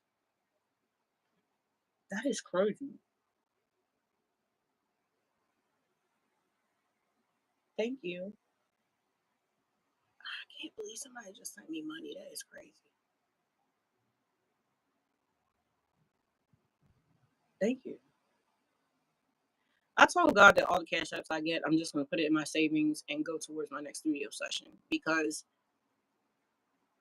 I felt confident in leaving my job because I knew that not just the music, but the YouTube, the music, my writing, and the businesses that we have as a family would pay off. And that the death benefits would allow us enough time and space to not just deal with our trauma and learn about finances and investments and stuff like that, but it would give us time to develop our businesses. So we have a plan. We got a 6 month plan, a 6 year plan, and I always go back and update it. Now, I learned this taking business classes when I was in rehab. And I also went to school for marketing, creative writing, and history. I don't know who sent me that cash app, but thank you. I appreciate it. Um, yes. I can go live with people. I don't necessarily know how to do that. Oh, thank you, Teresa. I appreciate that. Um, I have a hard time. I can't even say like share, subscribe, and videos. Just be first of all, when I would always watch YouTube videos, that would make me cringe. When somebody, especially when I'm on a new channel, and the first thing they say is stop what you're doing, like, share, and subscribe. It's like you haven't offered a value first. When I was in marketing class, it was talking to us about when you're a new company, you should give out freebies because when you give someone something, they feel indebted to you. They feel more open to hearing what you have to say. They feel like they want to give you a chance. So you give them a free sample. That person feels grateful. Now they're like, oh, okay, what else you got? How much is this type stuff? As opposed to, hey, I'm selling cake. It's better like, I'm selling cake. You want to try it? It's a difference. So I'm in somebody's live and they're, I'm not going to keep talking until and like the live and stuff like that. Like, girl, what are you really here for? Why are you here? Why are you talking to people like that? That is crazy. No one owes you anything. I don't get it. I really don't get it. And especially not after people have reached out to you and told you that you're helping them. It kind of gets to be a responsibility to always be honest, to always show up. I don't want to let people down. I've been let down so much in my life and I didn't show up. And doing these lives is so hard for me. My bipolar behind will be sitting on the end of the bed for an hour waiting for 8:15 to count down. It's so challenging for me. For some reason, the way my brain is wired, and two of my kids are like this too. If we have an appointment, it's overwhelming. And that's why it was hard for them for school too. They couldn't sleep because just the stress of knowing that we have to be somewhere at a certain time, who's going to be there, are there escape routes, am I going to be accepted, is there going to be something in my teeth, like that's how my mind works. So it's like you don't even understand. This will be my eighth live, and I've shown up every week, and I'm still shocked that I do it because consistency was something that I always really struggled with, and that is an accomplishment to me. Showing up, ignoring trolls, which I've gotten really good at. I've actually, man, dealing with the negativity was hard at first just because people were misunderstanding me. I used to get like most of my negative comments came from my shorts just because it's hard to get context from a short. It's like 15 seconds to 60 seconds of a long form video. So sometimes people would misunderstand me.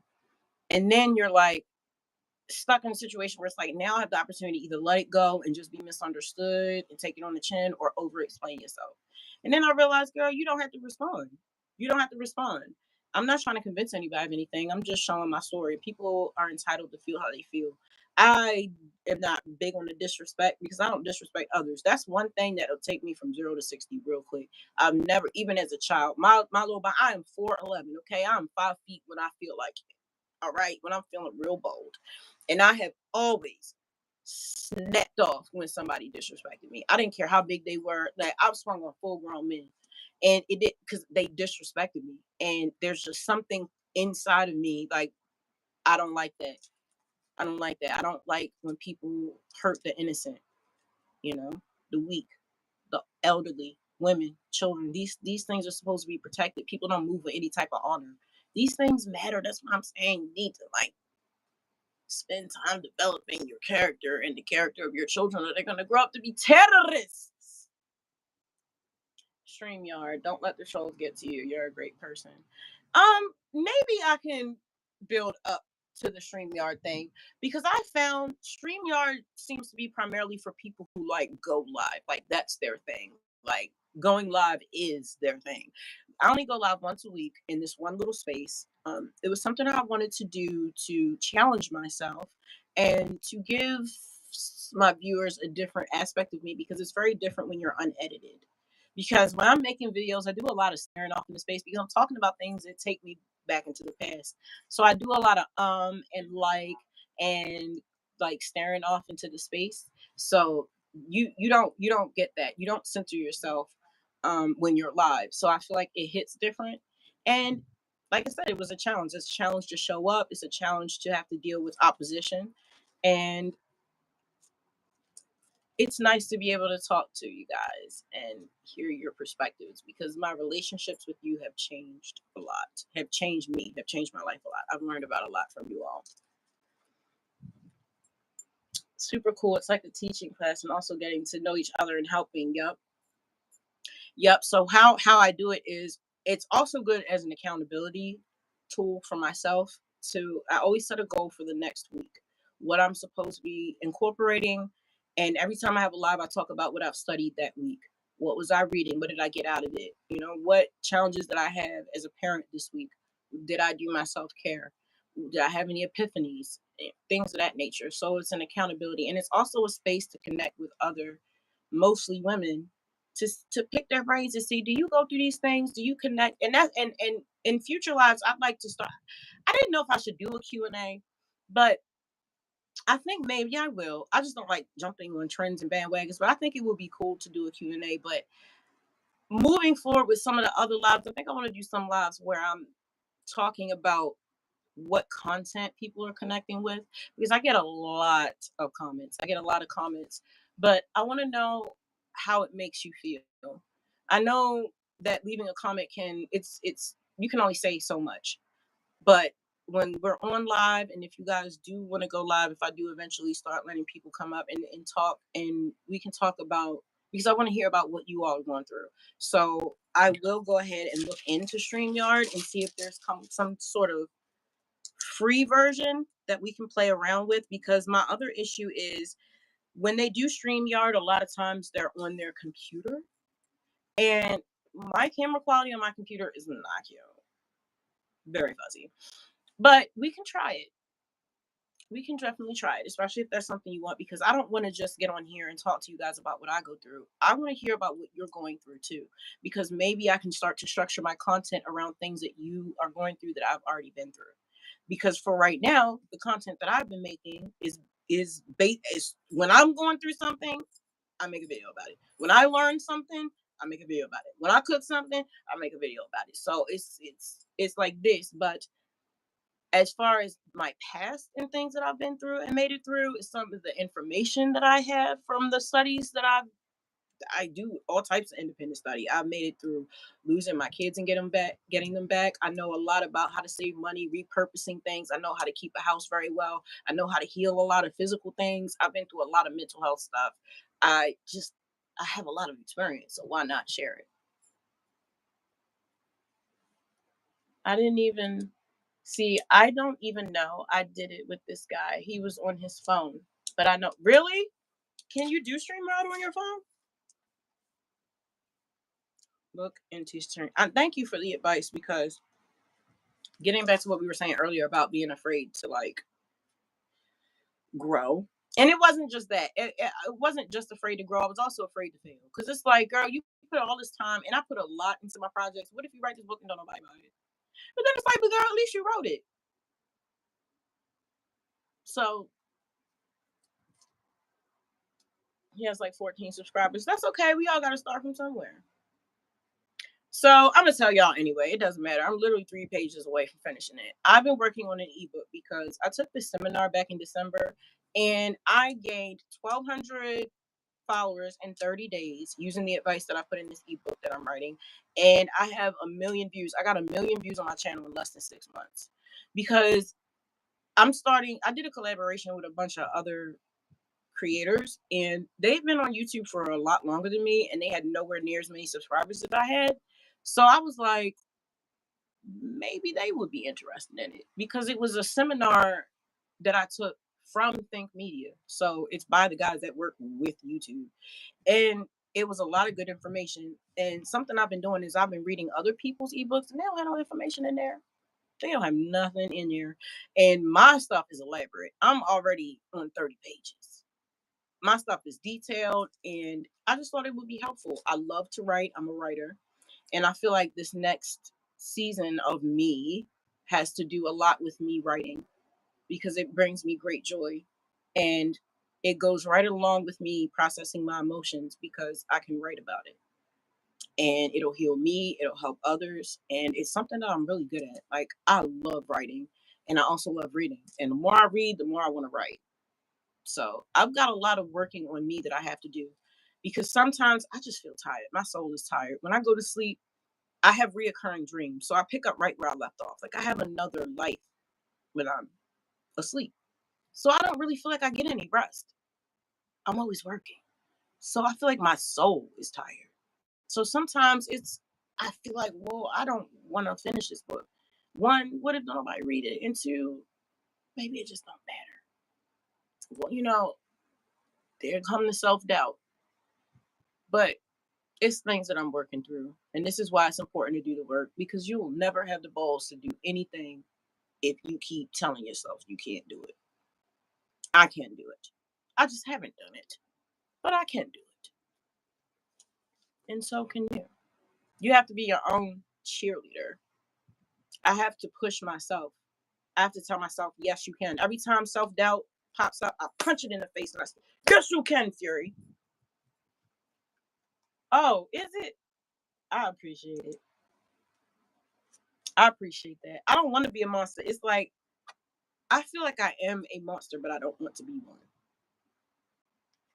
Full of rage, full of rage. So much that I lock myself away. I don't want to be like a danger to anyone. Because when I'm out in public, I feel like everybody's trying to hurt me, especially men. I feel like somebody's going to touch me inappropriately or try to snatch my kid. I had one of my babies, actually, a lady from the church tried to kidnap my kid. I was nauseous. I was in the church. I was pregnant, and she asked if she could hold the baby, like if I need her to hold the baby while I went to the bathroom to throw up. And I knew his dad was coming from making us something to drink. He was trying to make me some tea or something, so he was going to come right around the corner. We're in church now. I give her the baby. I go to the bathroom to throw up. I come out, and the lady is gone. She's going through the door. She's running to her car. My husband's running after her. I'm running after him. Like, trauma, girl. The stories I could tell. It's crazy. So much trauma. But yes, I definitely feel like you should share your story. That's why you go through what you go through, so that you can help other people. Because just like when we were in rehab, and they say that a junkie is not going to be able to be rehabilitated by anybody but a recovered junkie, it's given it. Like, birds of a feather flock together. Sometimes you need to see others do something first before you know you can do it.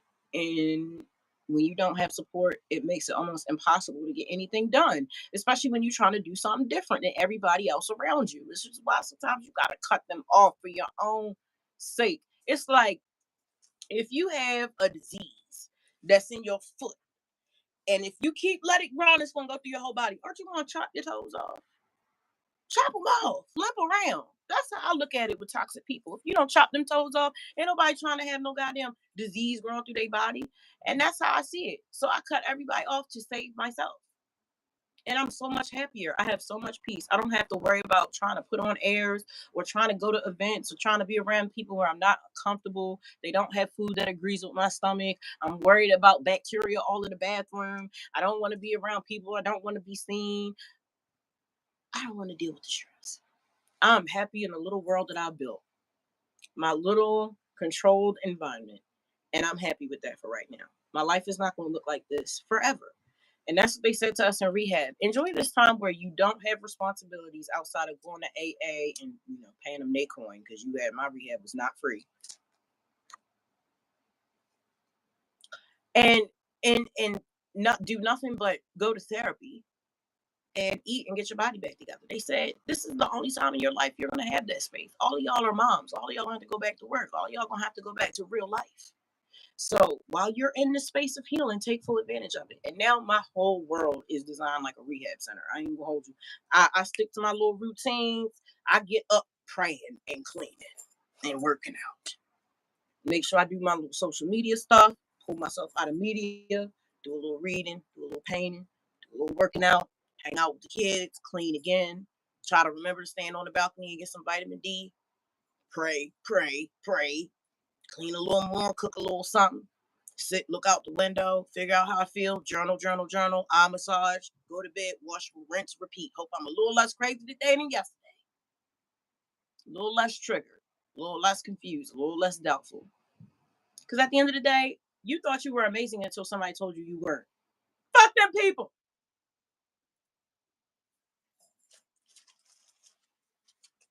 That's it.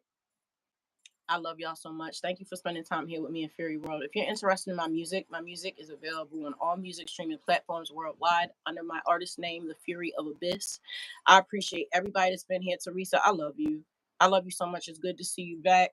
Go get her. I appreciate the conversation and the support. Thank you so much for being here. I think maybe I might switch the live to Sundays instead of Saturdays. I like today.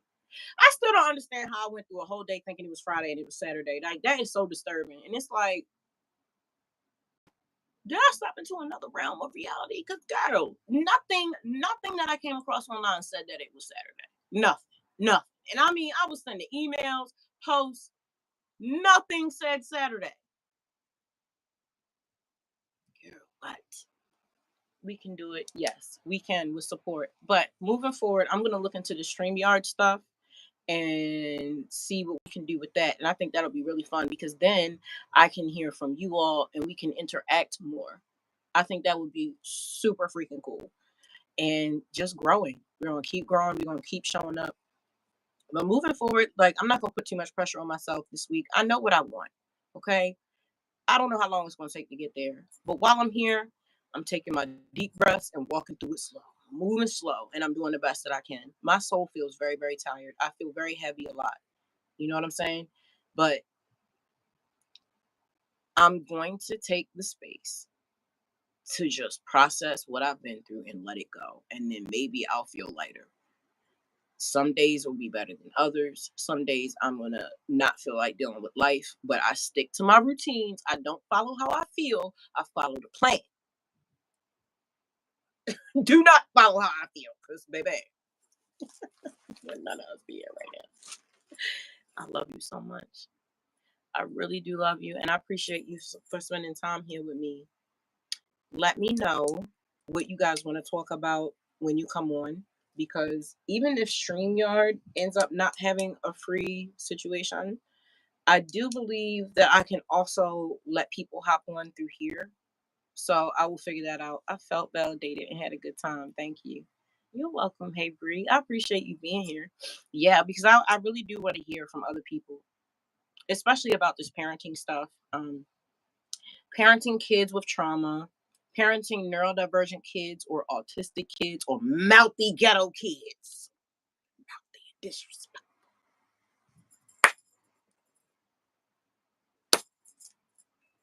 How we dealing with our mental health, how are we dealing with our significant others? Have you had your heart broken? Are you in a toxic relationship?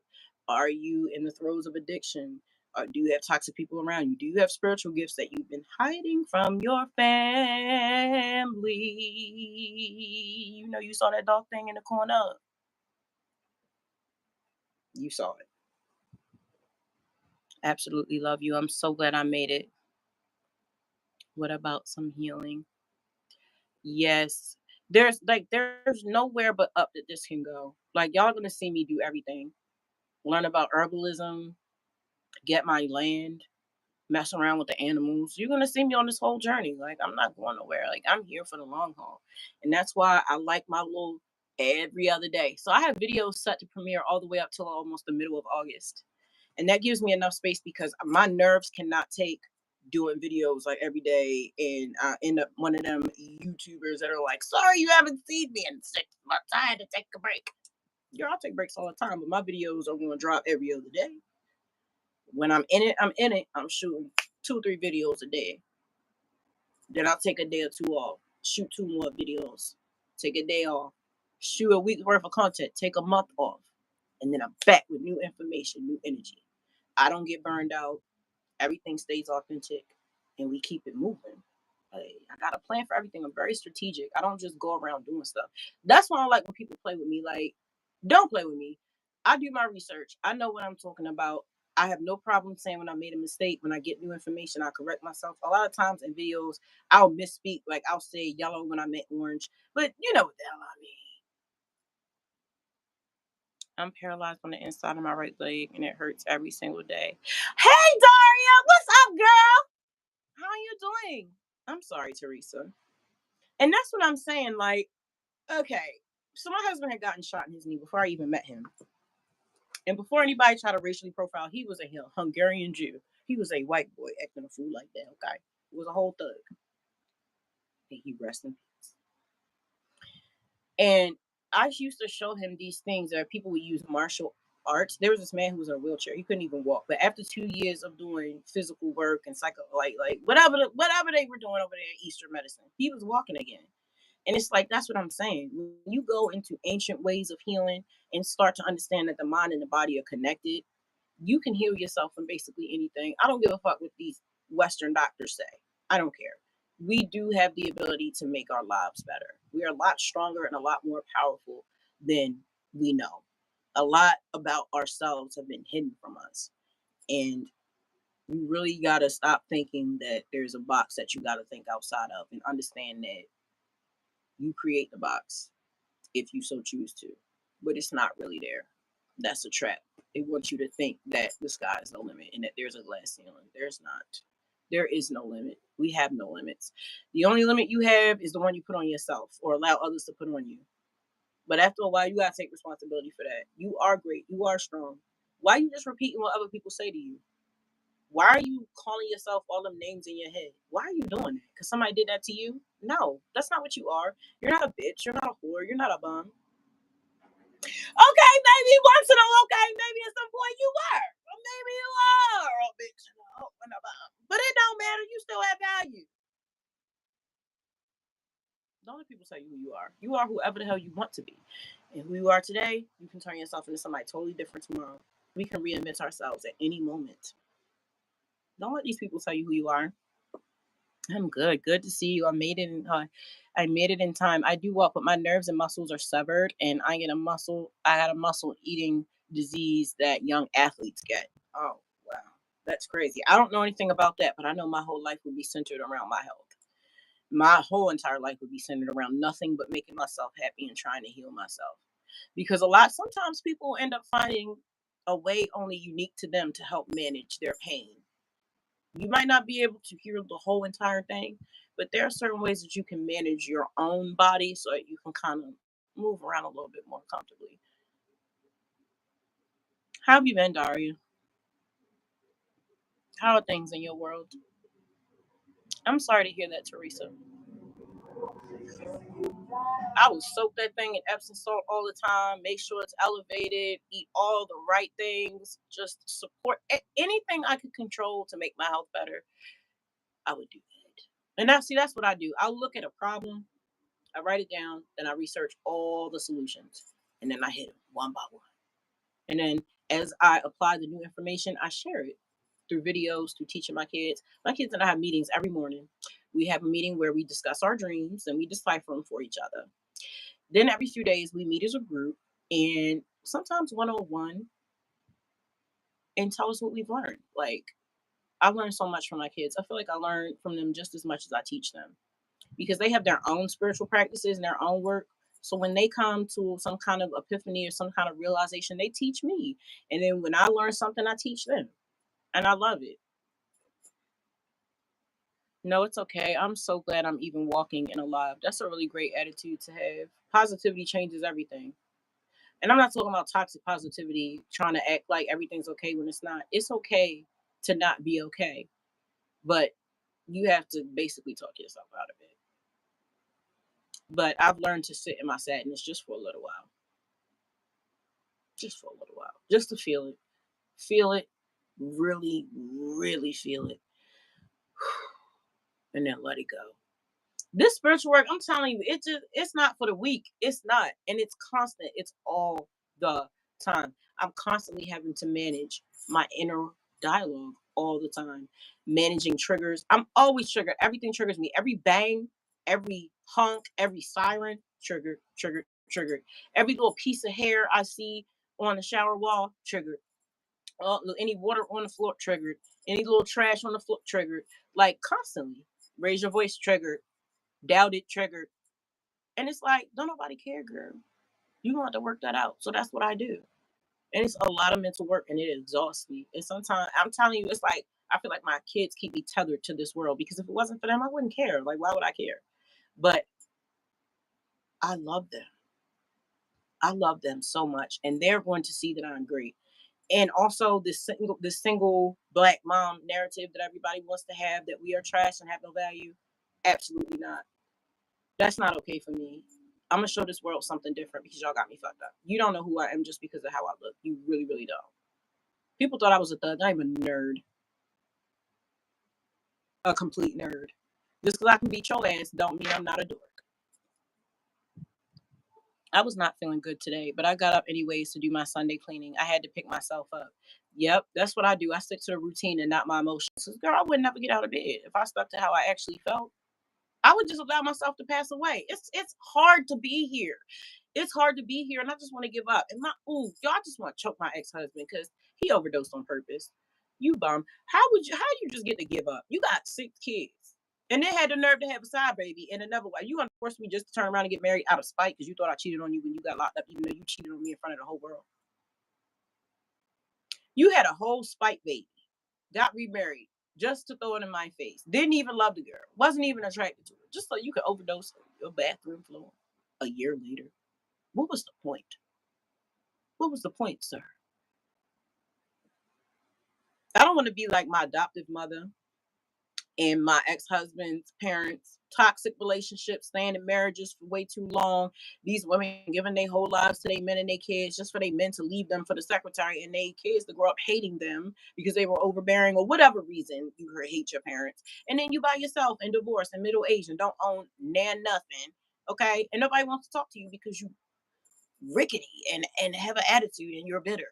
Like I did not grow up seeing healthy relationships or happy women. So I've sacrificed my relationship with men so that I can have true power and develop my spiritual gifts. Sure am. I'm gonna be naked in the woods on my own land. Sure am. Real powerful. Making salves and doing all the manner of stuff. Yes, sure am. Yes. I'm going to be the one that they go to when they got a problem, a healer. I'm a problem solver. What you got? What you got a wart? I got a salve for that. What you can't sleep? I got a tea for that. What you can't find true love? Come talk to me. I ain't gonna make you fall in love with nobody but yourself. I that's the life I want to lead. Like I said earlier, I feel like I was born at the wrong time. This y'all got going on out here is not for me. I want to go out to the movies. Take me out to eat. What? No, thank you. Them people don't like y'all. I don't know what's in them food. No, no. I make my own food. I need my food to have love in it. I don't need nobody attitude all in my food. I'm glad that, and you know what? That cleaning, there's something about that cleaning is spiritual. I will get sick. I cannot be in a room that's stuff all over the place. I wake up cleaning. If I go to the bathroom in the middle of the night, I'm gonna be in that bathroom wiping something down, half sleep.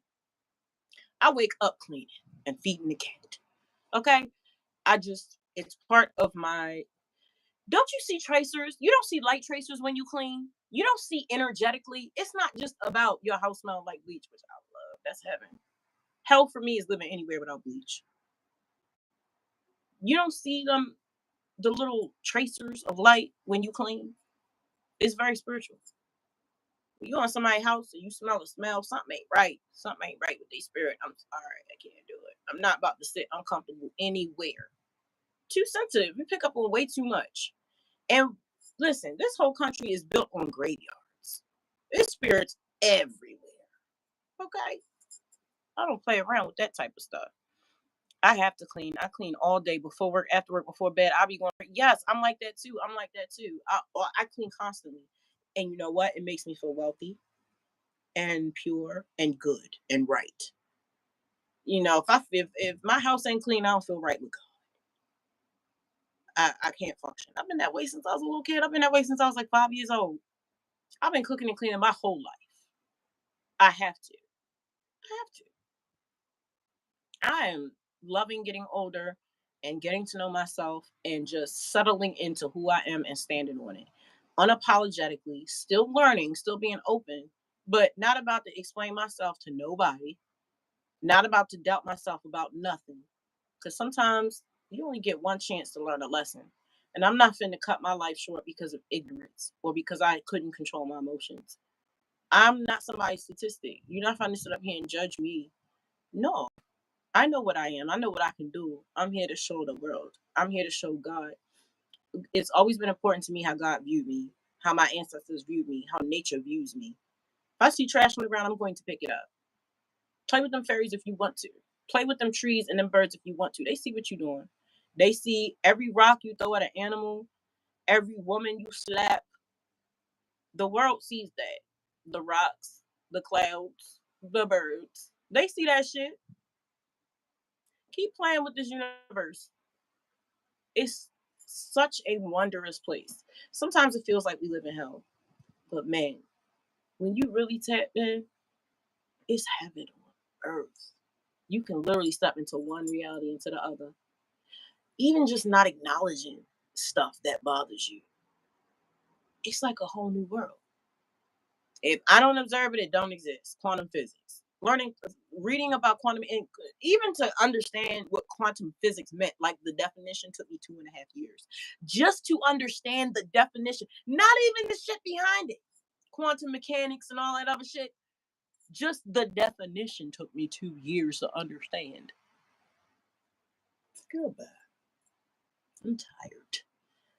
All I do is study and work out, harass my children, talk to God, in here dancing and painting and figuring my shit out so that I'm not a burden to this world, so that my life is something that my people can be proud of. You know what I'm saying? I don't like the state of the world. I don't like how people treat women. I don't like that they've written the divine feminine out of history. I don't like that. I don't like that. And I have a voice and it's going to be heard. And so that's why I'm here. Nothing else matters. Nobody else matters. What people think don't matter. What they got going on don't matter. All that matters is, are you okay? Are you happy? Are your kids happy? Are you good? Are you actually good? That's all that matters, girl. I can't be worried about these people. I love everything that smell like bleach. My husband says he can't believe. Tell man, oh my god, Judah hates bleach. His dad hated bleach. I can't help it. I need that. Now I've watered it down. I've gotten a lot better, but I feel like if it don't smell like bleach, it ain't clean, and it has to be Clorox. I love y'all. Teresa, thank you so much. Go getter. I appreciate you for being here. Daria, I love you. I appreciate your comments under my post. It's very inspiring. This is not for the weak. This YouTube stuff, listen, it's hard to show up for a job you don't get paid for. I ain't gonna hold you. It has nothing to do with the money. It has to do with the views. Like, sometimes I hate checking my analytics because, like, it's just the algorithm is weird and it's always changing. And you can literally go from like 1,000 views an hour on a short to like 9 views. And it's like, so it's a process because it's just like pretty much dealing with constant rejection. But it's all good because you know that it works out, and I'm so fulfilled by doing this. I've learned a lot about myself. I've made very good friendships and I love being here. I love being here. This is something I always dreamed about and I can't believe that I have it. Honestly, I'm proud of the little life that I built. My simple little life. I got my Masters of Fate music. I have my own songs. I have my own label. I can run my house the way I want to. I don't have to worry about my kids being in any environments that are not healthy for them. I get to control when I get up, where I go, how I dress. I don't have nobody lording over me, telling me what I have to do, when I have to move, or how. And I have a voice now. I'm free. I've broken the chains of addiction, of a toxic relationship, of so much. Yo. But I have a very long way to go. But I'm always going to show you the truth on my channel. But even if I'm having a lower day and like maybe the topic isn't so positive, I'm always going to leave on a high note, because it's not a hopeless thing. But I have to show the good and the bad, the up and the down. I have to be honest. But people go on social media to get away from their troubles. So nobody wants to go on social media and read about other people's sadness and drama unless there's a hopeful message behind it. I didn't come to spread sadness. I came to spread hope and love and light. Because at the end of the day, I believe that's what God is, the highest frequency, which is love. And ultimately, that's what our purpose is, to learn how to love. Okay? We come into this world self entitled. We have to develop ourselves into beings that care and give more than we take. That's when you really start becoming a demigod and creating with the universe, because you've learned how to love even when you in complete darkness. You know what I'm saying? I love you. Thank you so much for being here. I love you too. You're going to be a millionaire one day. I love you. I appreciate you. One day your health is going to be better and you're not going to be in so much pain. I really do appreciate you being here. I hope you know how you've affected my life.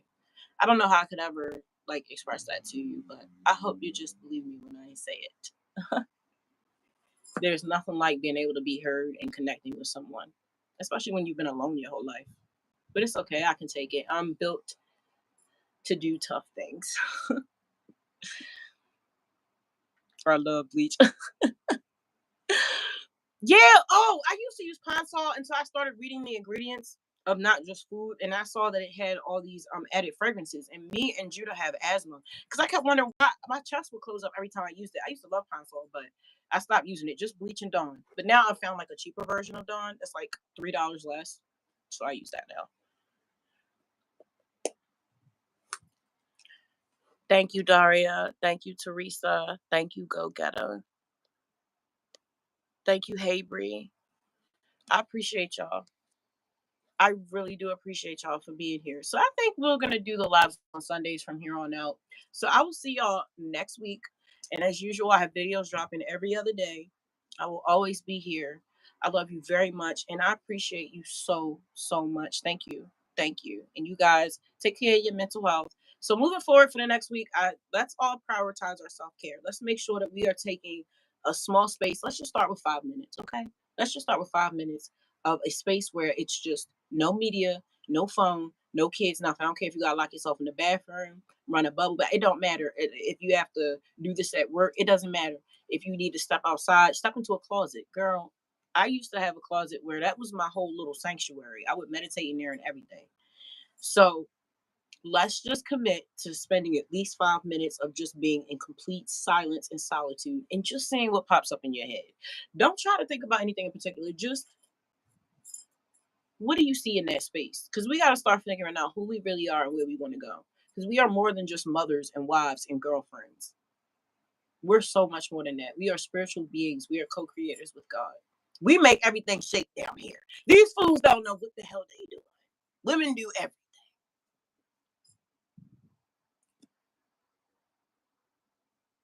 I love you too, Go Getter.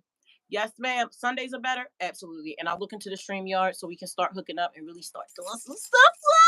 Excited about our channel growing. Yeah, yeah, buddy. We're gonna have some good times. Yes. All right, Daria, Go Getter. Teresa, I love you. It's lonely at the top. It ain't lonely. I'm there. Girl, it ain't lonely at the top if you are there. Because we are our own best friend. If you at the top, you can't be alone because you're there. But everybody else gonna have to stay.